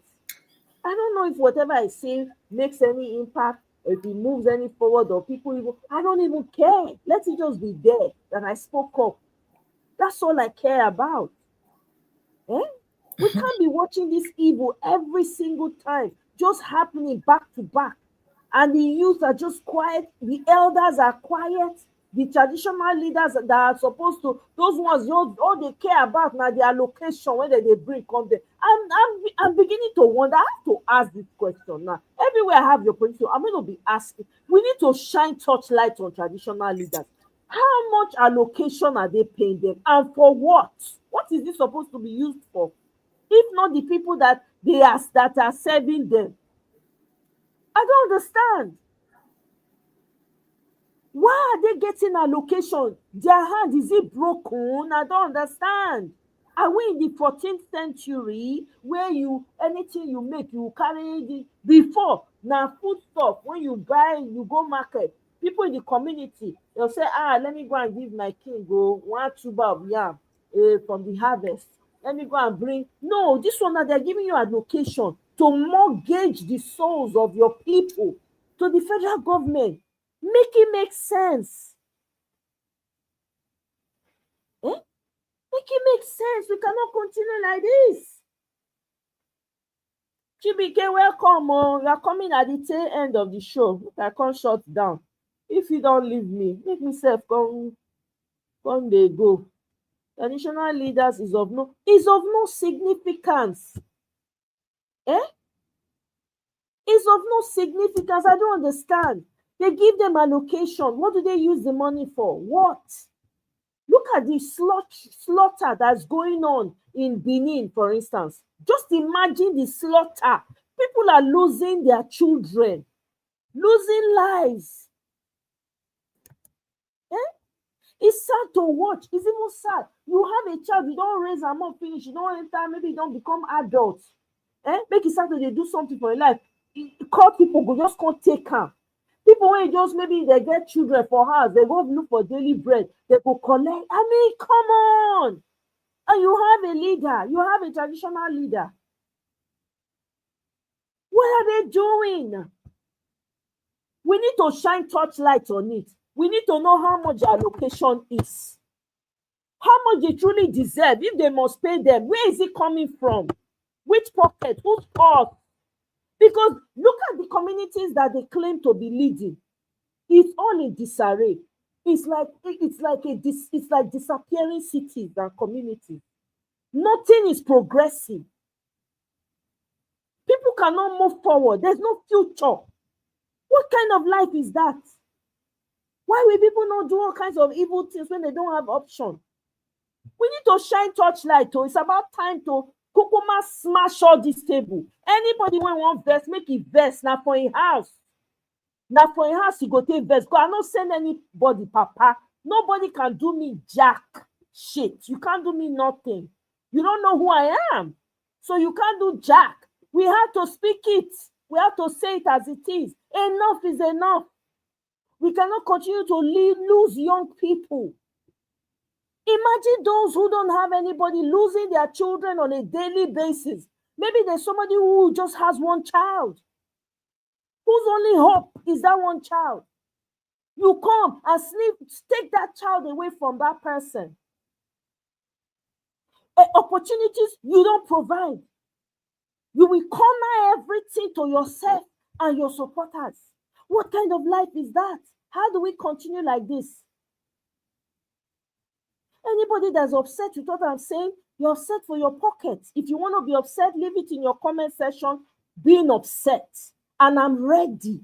For anybody who comes at me sideways, I'm ready. I will give you your response. Because this is too much. I wonder if you're going to be leaving a comment. The only question I'm going to ask you, do you have children? Have you lost children before? Or do you want to lose your children? Will you be happy if this is happening to your family? Will you be happy? Is it normal to you that young people are losing their lives on a daily basis over a useless cult?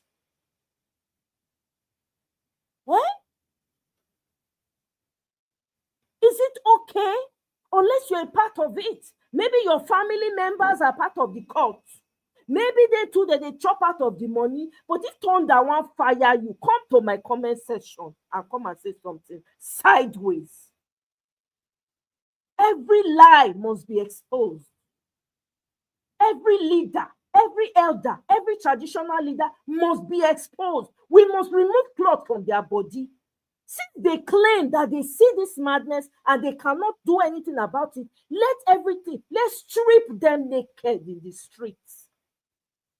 It's just unfortunate we have young adults that don't know what they should be doing.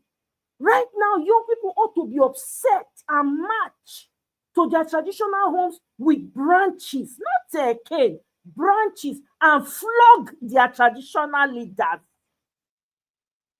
and crash-land that place where they stay. Let them go and get a fucking job. What are they doing? What are they contributing to the lives of the people?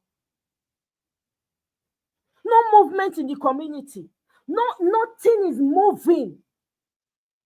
No vision for your people. What kind of leaders are those? What kind of traditional leaders are those? If they want to remain in darkness, let them remain in perpetual darkness. But let them leave people alone who want to live their life freely and achieve things in their lives. Enough is enough.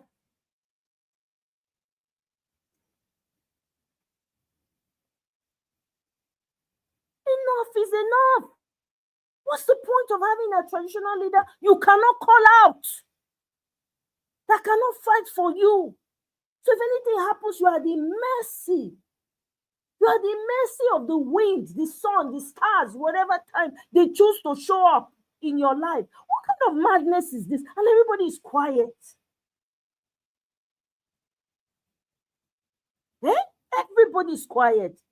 And you have elders. And somebody will now come and say, respect your... Thunder go fire anybody when they talk, respect your elders. What elders? Do we have elders in Nigeria? We don't have. Apart from the two, maybe few lone voices that are speaking, that they shut out completely. What elders?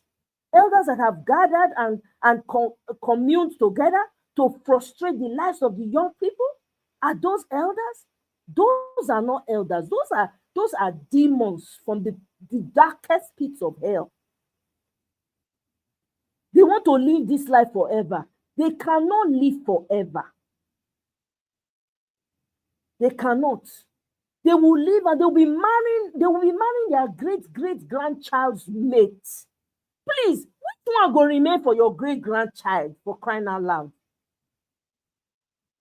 They deprive the young men of the women when they need to deal with, because your eye not they stay one place. Your prick not they sit down for one place. Your own are to collect the one where your grandchildren, your great-grandchildren supposed to get. What kind of life is this? And you people don't even, there's no feeling because you have sold your souls to the devil. You have eaten your hearts. So you don't have any remorse. You don't have any empathy. You don't have any empathy. You can be a chief in your house. You can be a king in your house alone. If people choose to want to serve you, those people that want to serve you, let them be in your parlor and be serving you. Nobody jack. You cannot create a human being. Now people now give you the power when you get. Without the people, you are nothing.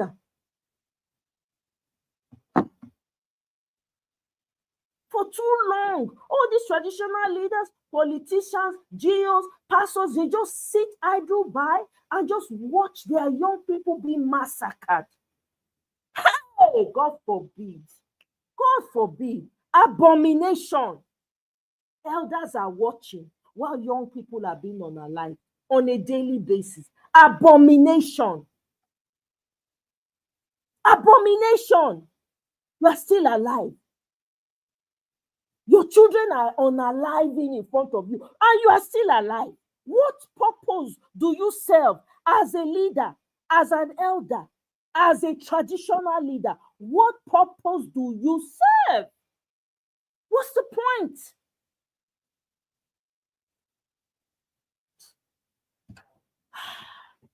I beg, I'm done. God, I'm done. I'm just done. Daily Pharaoh to me train that day. Nobody should. If you want to discuss politics, I will let you have the platform, but I will not say pim about election. No strategy, nothing. People will like be contributing money and be enriching people, though. They'll be strategizing. Me, I'm on the train of sit your ass at home and do nothing. Do not participate in this evil democracy that they are practicing. Wash your hands off it. Now, there I did. If you want to meet me, that's the train I'll be on. I'm going to be following Daily Pharaoh to me bumper to bumper. I need to see when updates are coming in, what to do, how to do it. What's up? how we are going to move, strategize in that aspect of it.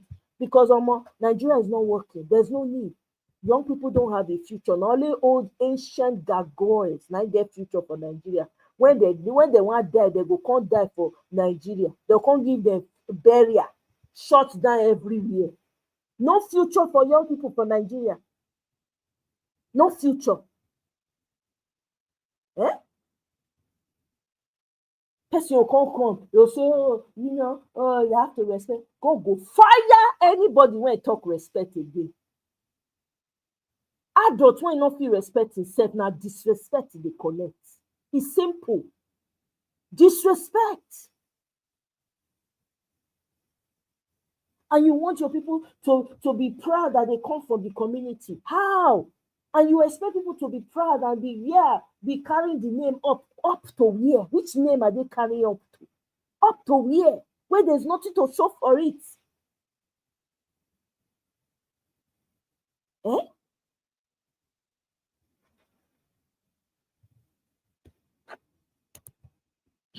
Traditional rulers don't control police. Well, guess what though?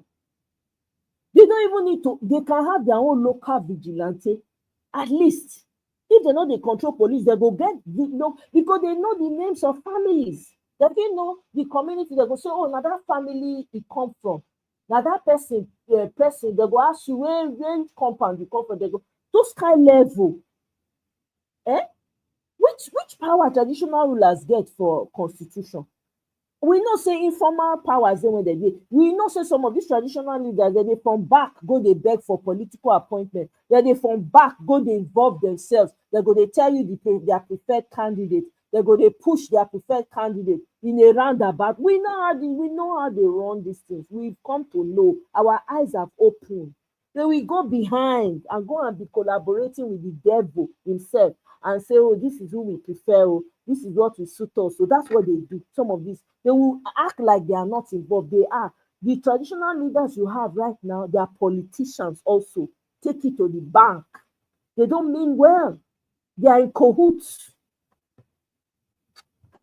They are in cahoots. You want to be respected and have prestige, but you are surrounded by slums, poverty all around you. Poverty all around you. You want to come out of your palace or your community. You are entering car with tinted glass so that you don't see the poverty outside. You don't even know what kind of leader. You don't see, no, my people are soft. This is too much. Actually, there's a leader in the West. I can't remember which community now in the West. This man, when things became hard, this was during Peter Obi's election. That's when I found out about this story. I can't remember the community now. This man in this community, his people are so happy with him. When things became hard, instead of them, he now created vouchers. Okay, he said he went to, I don't forget which country he said go. I don't forget which European country. You find out that they give vouchers to people. He likes the idea, sort of. He now went back to his community and started doing stuff like that. So instead of them, so that he will keep the money in that community, so it doesn't go outside of the community, so that they can build things, right? You know what he did? He now created vouchers. So let's say somebody needs 20,000 naira, but they will give it to you in voucher form. It enables them, and it's only within that community. They can't spend it elsewhere. So if you want to buy anything, you want to buy yam, you buy it in that voucher. So that money goes around that community. So they rotate. That money, they touch people's hand. So from there, the man they use until they do many amazing things for the community. I don't forget the name of the place for West, for Southwest. I don't forget the name of the place. If I remember, I go bring the video come here. I'm like, wow. People, they think this man na traditional leader for a place that had the vision and the sense and the wisdom to think, if you see when they were interviewing his people, saying, they were praying for him, thanking him, and you could see the joy in the people's faces. You could see that is how it's supposed to be. No, but most of these traditional leaders, they have put their hand in filth. They dine and sit with the devil. Some of their communities, some of their palaces, their palace don't turn to abattoir. They slaughter innocent young people. They do unnecessary sacrifice. That's what they do. That's what they do. Some of these places are abattoirs. Innocent blood crying out. That's why nothing. You go to some communities, nothing changes. Nothing moves. It's stagnant because of the many evil that has been done. And a lot of the people who come and support them, their own hands too are not clean. Their family members are connected to this evil. So they can't speak up. They cannot speak out because it will be speaking against themselves. And then some of them, they sworn oaths. So you come out, you say it, something might happen to you. That's what is happening. That's what is happening. So the people that have not sworn oath need to wear Chris people heart. Kukuma just put the thing to an end. Remember when Peter Obi used to say, as it Ahmed that we always say that thing. First we start the healing. Do you know how much healing Nigeria needs? Do you know how many innocent people's liquid is crying? Without that, Nigeria cannot move forward. Sorry. I don't care how well meaning you are. If you don't start that healing first, forget it. Thank you very much, Ife. God bless you. Have a wonderful night. We meet again. Aluta continua at some point. Thank you so much. Good night, my sister. Thank you. Respect should be conditional, not unconditional. Now respect where we dey respect make that. I'm telling you, Uwa. I'm telling you. Now that respect now make us finish like this. I no lie. Now true you talk. Now the respect, over respect. Now my senior, no, he senior me, now he not senior me. Oh, he's my elder person, it's my elder. Now he finish Nigeria. So even if the elder they do stupid nonsense, demonic things, because now your elder you keep quiet. They don't care. They don't. Exactly. They've created them exactly. It's bigger than them because they're all part and parcel of it. Look, don't fall for this. All of them are the same pot that they eat from home. All these traditional leaders, pastors, GOs, all your institutions, judges, all of them, I say cult, all of them, they talk from the same pot. So some of them, when things are happening, they cannot talk. But if they talk, they will expose them. So they don't want to talk because they want to continue to be jollophing. That's just the truth. Won't it be bigger than them? Something that you pet. It's like you own a lion. You say, oh, it's such a cute cat. You pet and they go. The lion, they big. Before you know it, they happen. The lion don't become the size of the house. The day when you go hungry, the food when you give and nourish, you go chop you join. That's what they created. They all have to be checked. The traditional leaders, the politicians, the pastors, the GOs, all of them, big or small, all. And let's find out how much are they collecting as allocation. Let's know. Open the books. We want to know.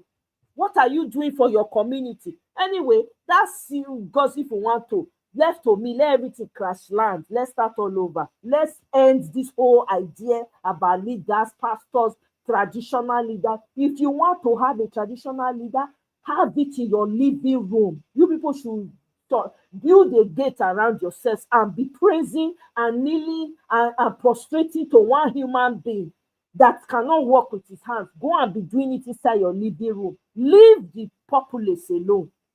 That's all. It's not by force. I don't bow down to no man. Not be man, not be human being, not be create me. Who you be? We are not in the 14th century.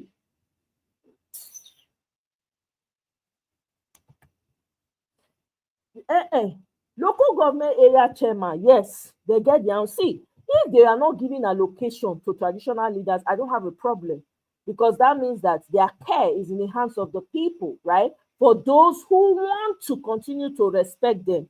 And like I said, they should be doing it in their living room and not use their own to affect other people, and not engage themselves in politics. What is happening is that most of these traditional leaders get themselves involved in politics. They go behind and talk about their preferences, and they put through the rest of the other community under the bus because of their own selfish needs.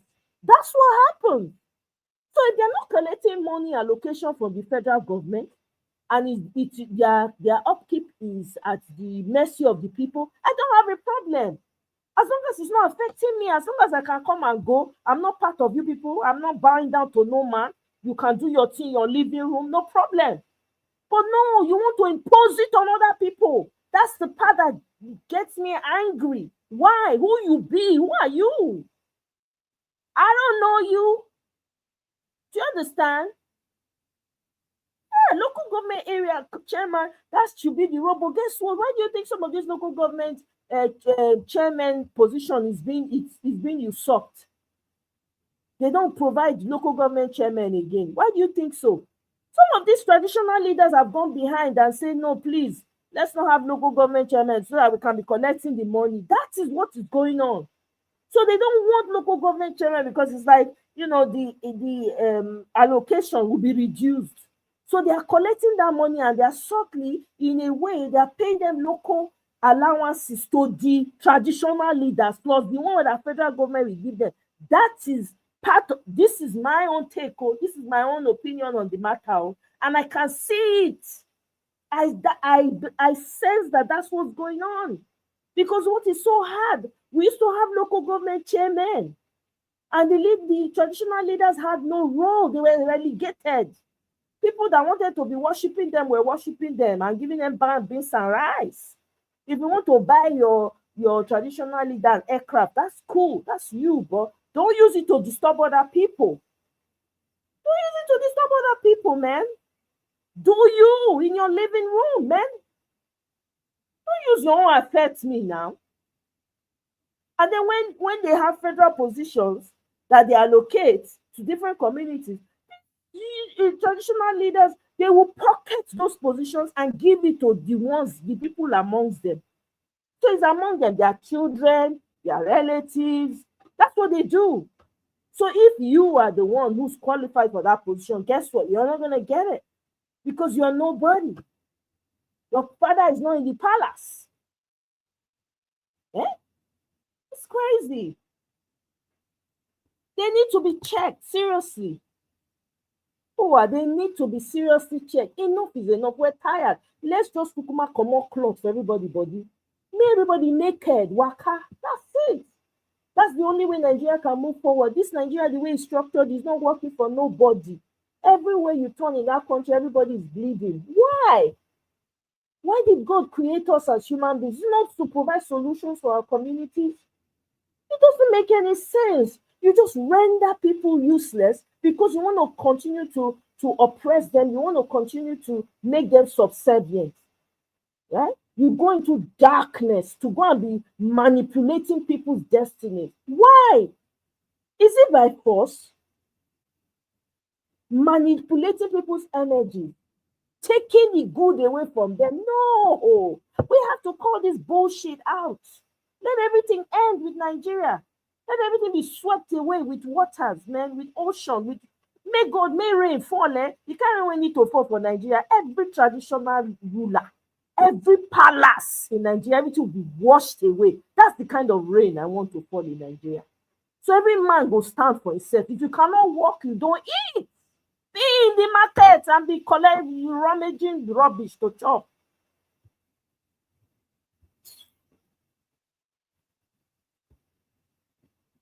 Can you imagine 7.76 billion naira so that can you imagine? Okay, now out of this 7 points, please, what have they done for their people? Please, if there's anyone that has done anything for their people, the youth are restless.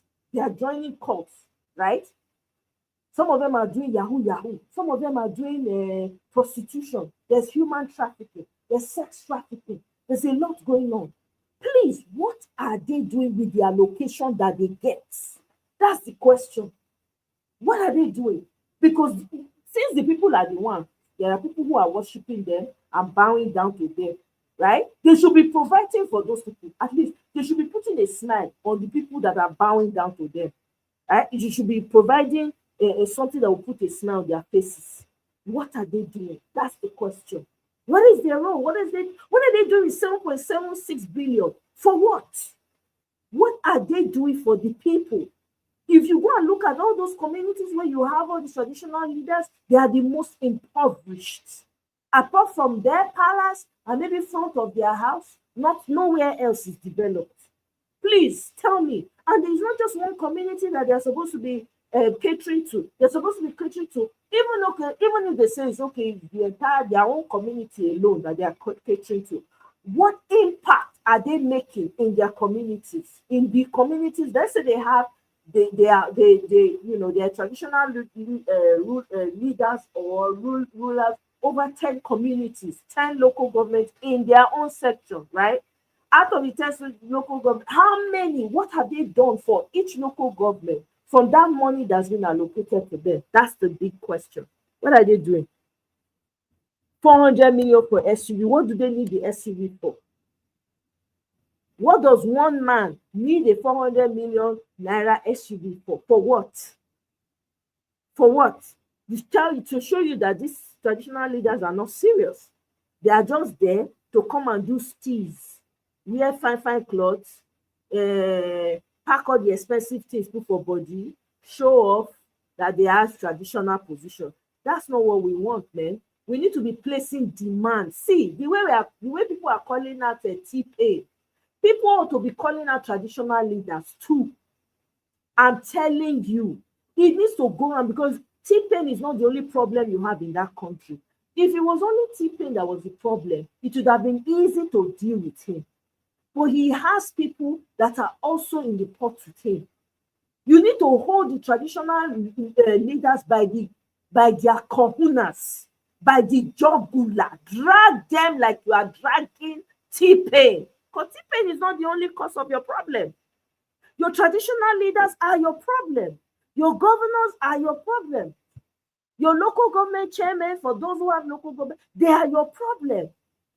Your youth leaders are your problem, because they are giving them, your pastors are your problem. Your GOs are your problem. So let's share it round. Everybody must get blamed. Even the citizens too. They are the problem. You know what I mean?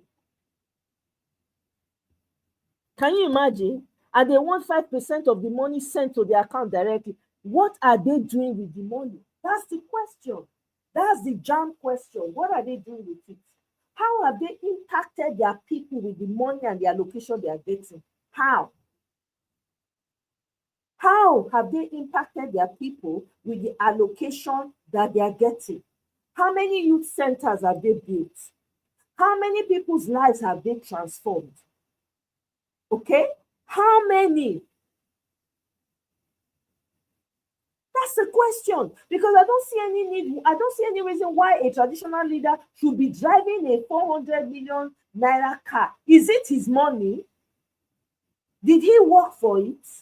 If he has a business and he can afford to buy that car, that's his money. I don't have a problem with that. But if it is an allocation, that means that there's a reason why they gave you that money, not just for yourself, but for your people. Why are you not using it for your people?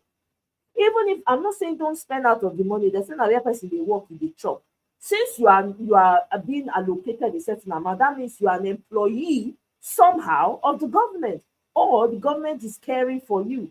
So what role are you playing in the lives of the people that you want to be worshiping you like a mini god?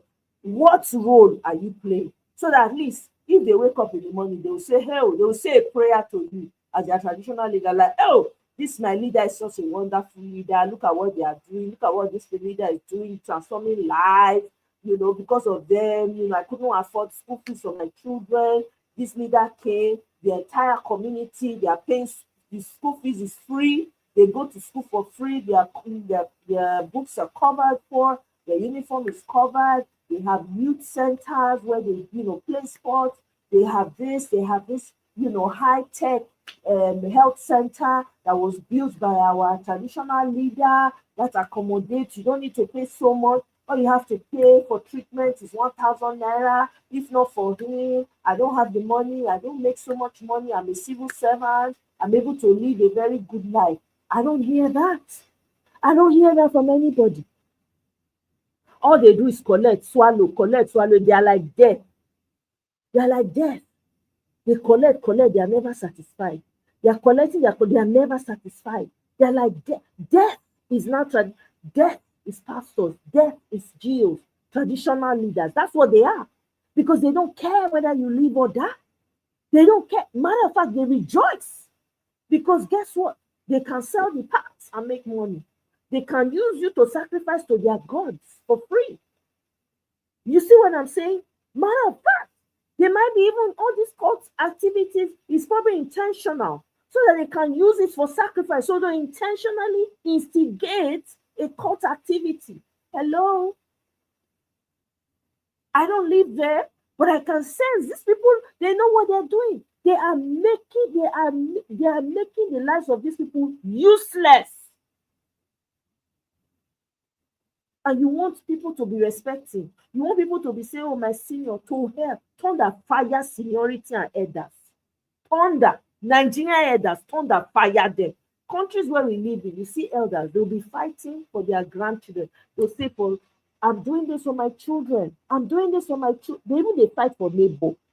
They'll say, no. What happened to my neighbor? I don't want a repeat of what happened to my neighbor. Because of that, I'm doing this foundation to prevent this kind of thing from happening again. This, something happened to me. I don't want it to happen to my neighbor. Or I don't want it to happen to the next customer. I don't want it to happen to the next patient. You hear stuff like that.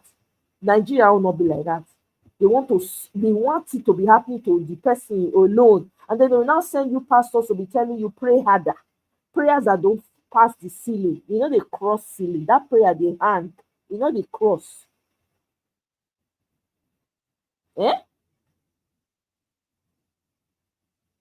Very senseless and useless people. And they will not say, oh, come and bow down to one elder. Which elder are you bowing down to? An elder that is rejoicing over the destruction of your lives, your destinies, your purpose. They are rejoicing. They are collecting what is meant to be your own and pocketing it. And you'll be smiling with them. You'll be laughing. You'll be greeting them, hailing them. But they are destroying your future. They are rendering women widows. They are making them widows, making them orphans, making children orphans, making turning mothers into people that were once mothers, turn them to people who never get children. Like I said, they never get children before. But you still worshiping them. God forbid.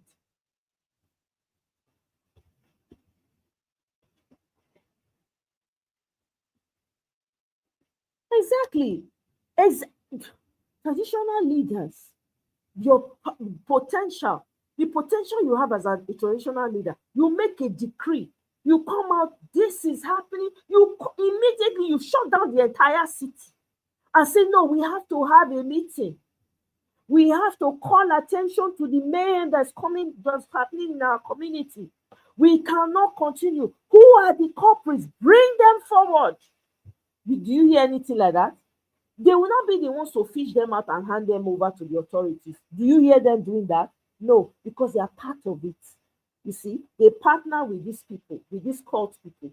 They are all part of a bigger cult. I'm telling you, they are all part of it. They partner with them so they can carry out their evil activity. That's what they do.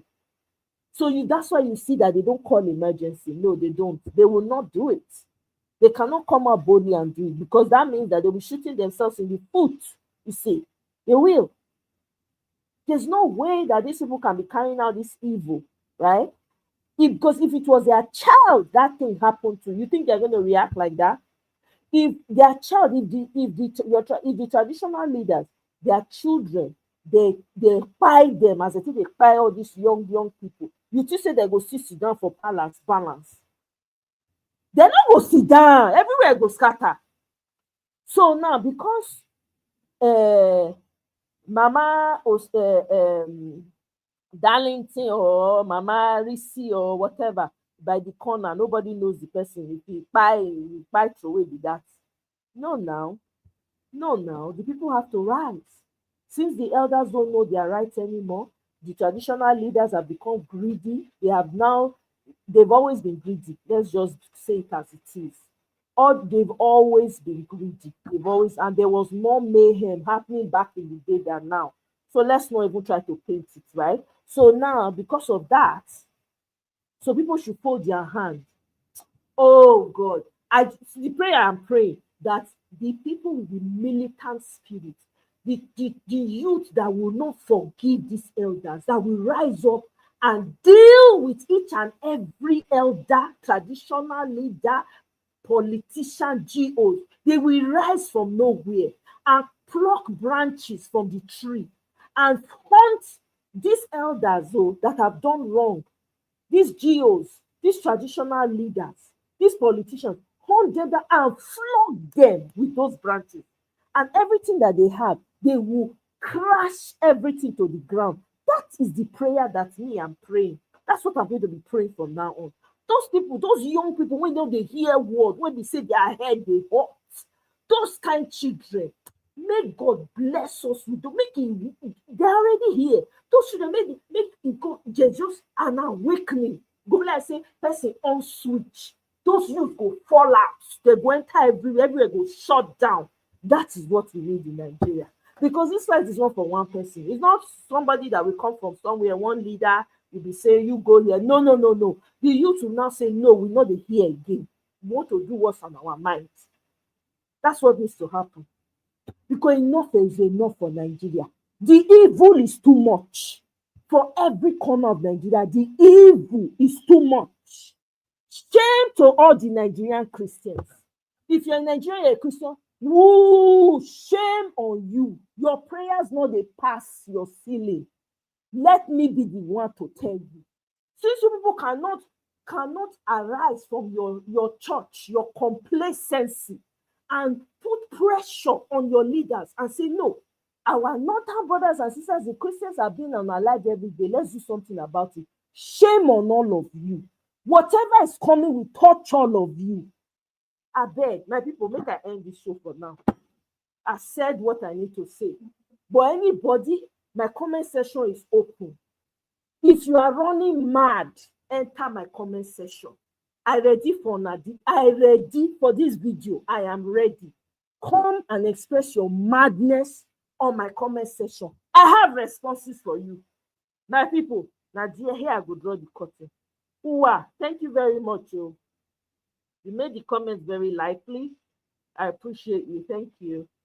Kene, my brother, thank you very much. If have a wonderful night's sleep. Thank you, sis. Chibike, thank you. Mr. Obibreze, thank you very much. I know he's at work. Mr. Ferreira, thank you. Misty, my love. And Tato, thank you so much, Tato. Oh my God, your support, I don't know as I want to thank you, but thank you so much. I appreciate you so much. Thank you, everyone. I go see you now. My next one, You guys have a wonderful, rest of the evening. Of course, now it's intentional now that they win 100. Of course, APC say they want to take over everything, so they're intentionally putting their candidates there to win everything. That's what they're doing. So it's not surprising. That's what they're doing. So they're carrying out and they're achieving the purpose for the which they have already declared. So nothing is shocking to me. Or is it not Nigeria? Shoot. I'm not shocked, my brother.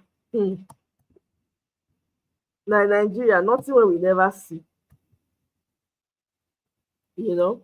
Thank you very much. You too. Have a wonderful day. I appreciate you. Thank you. See you guys on my next one. Have a great night. Bye.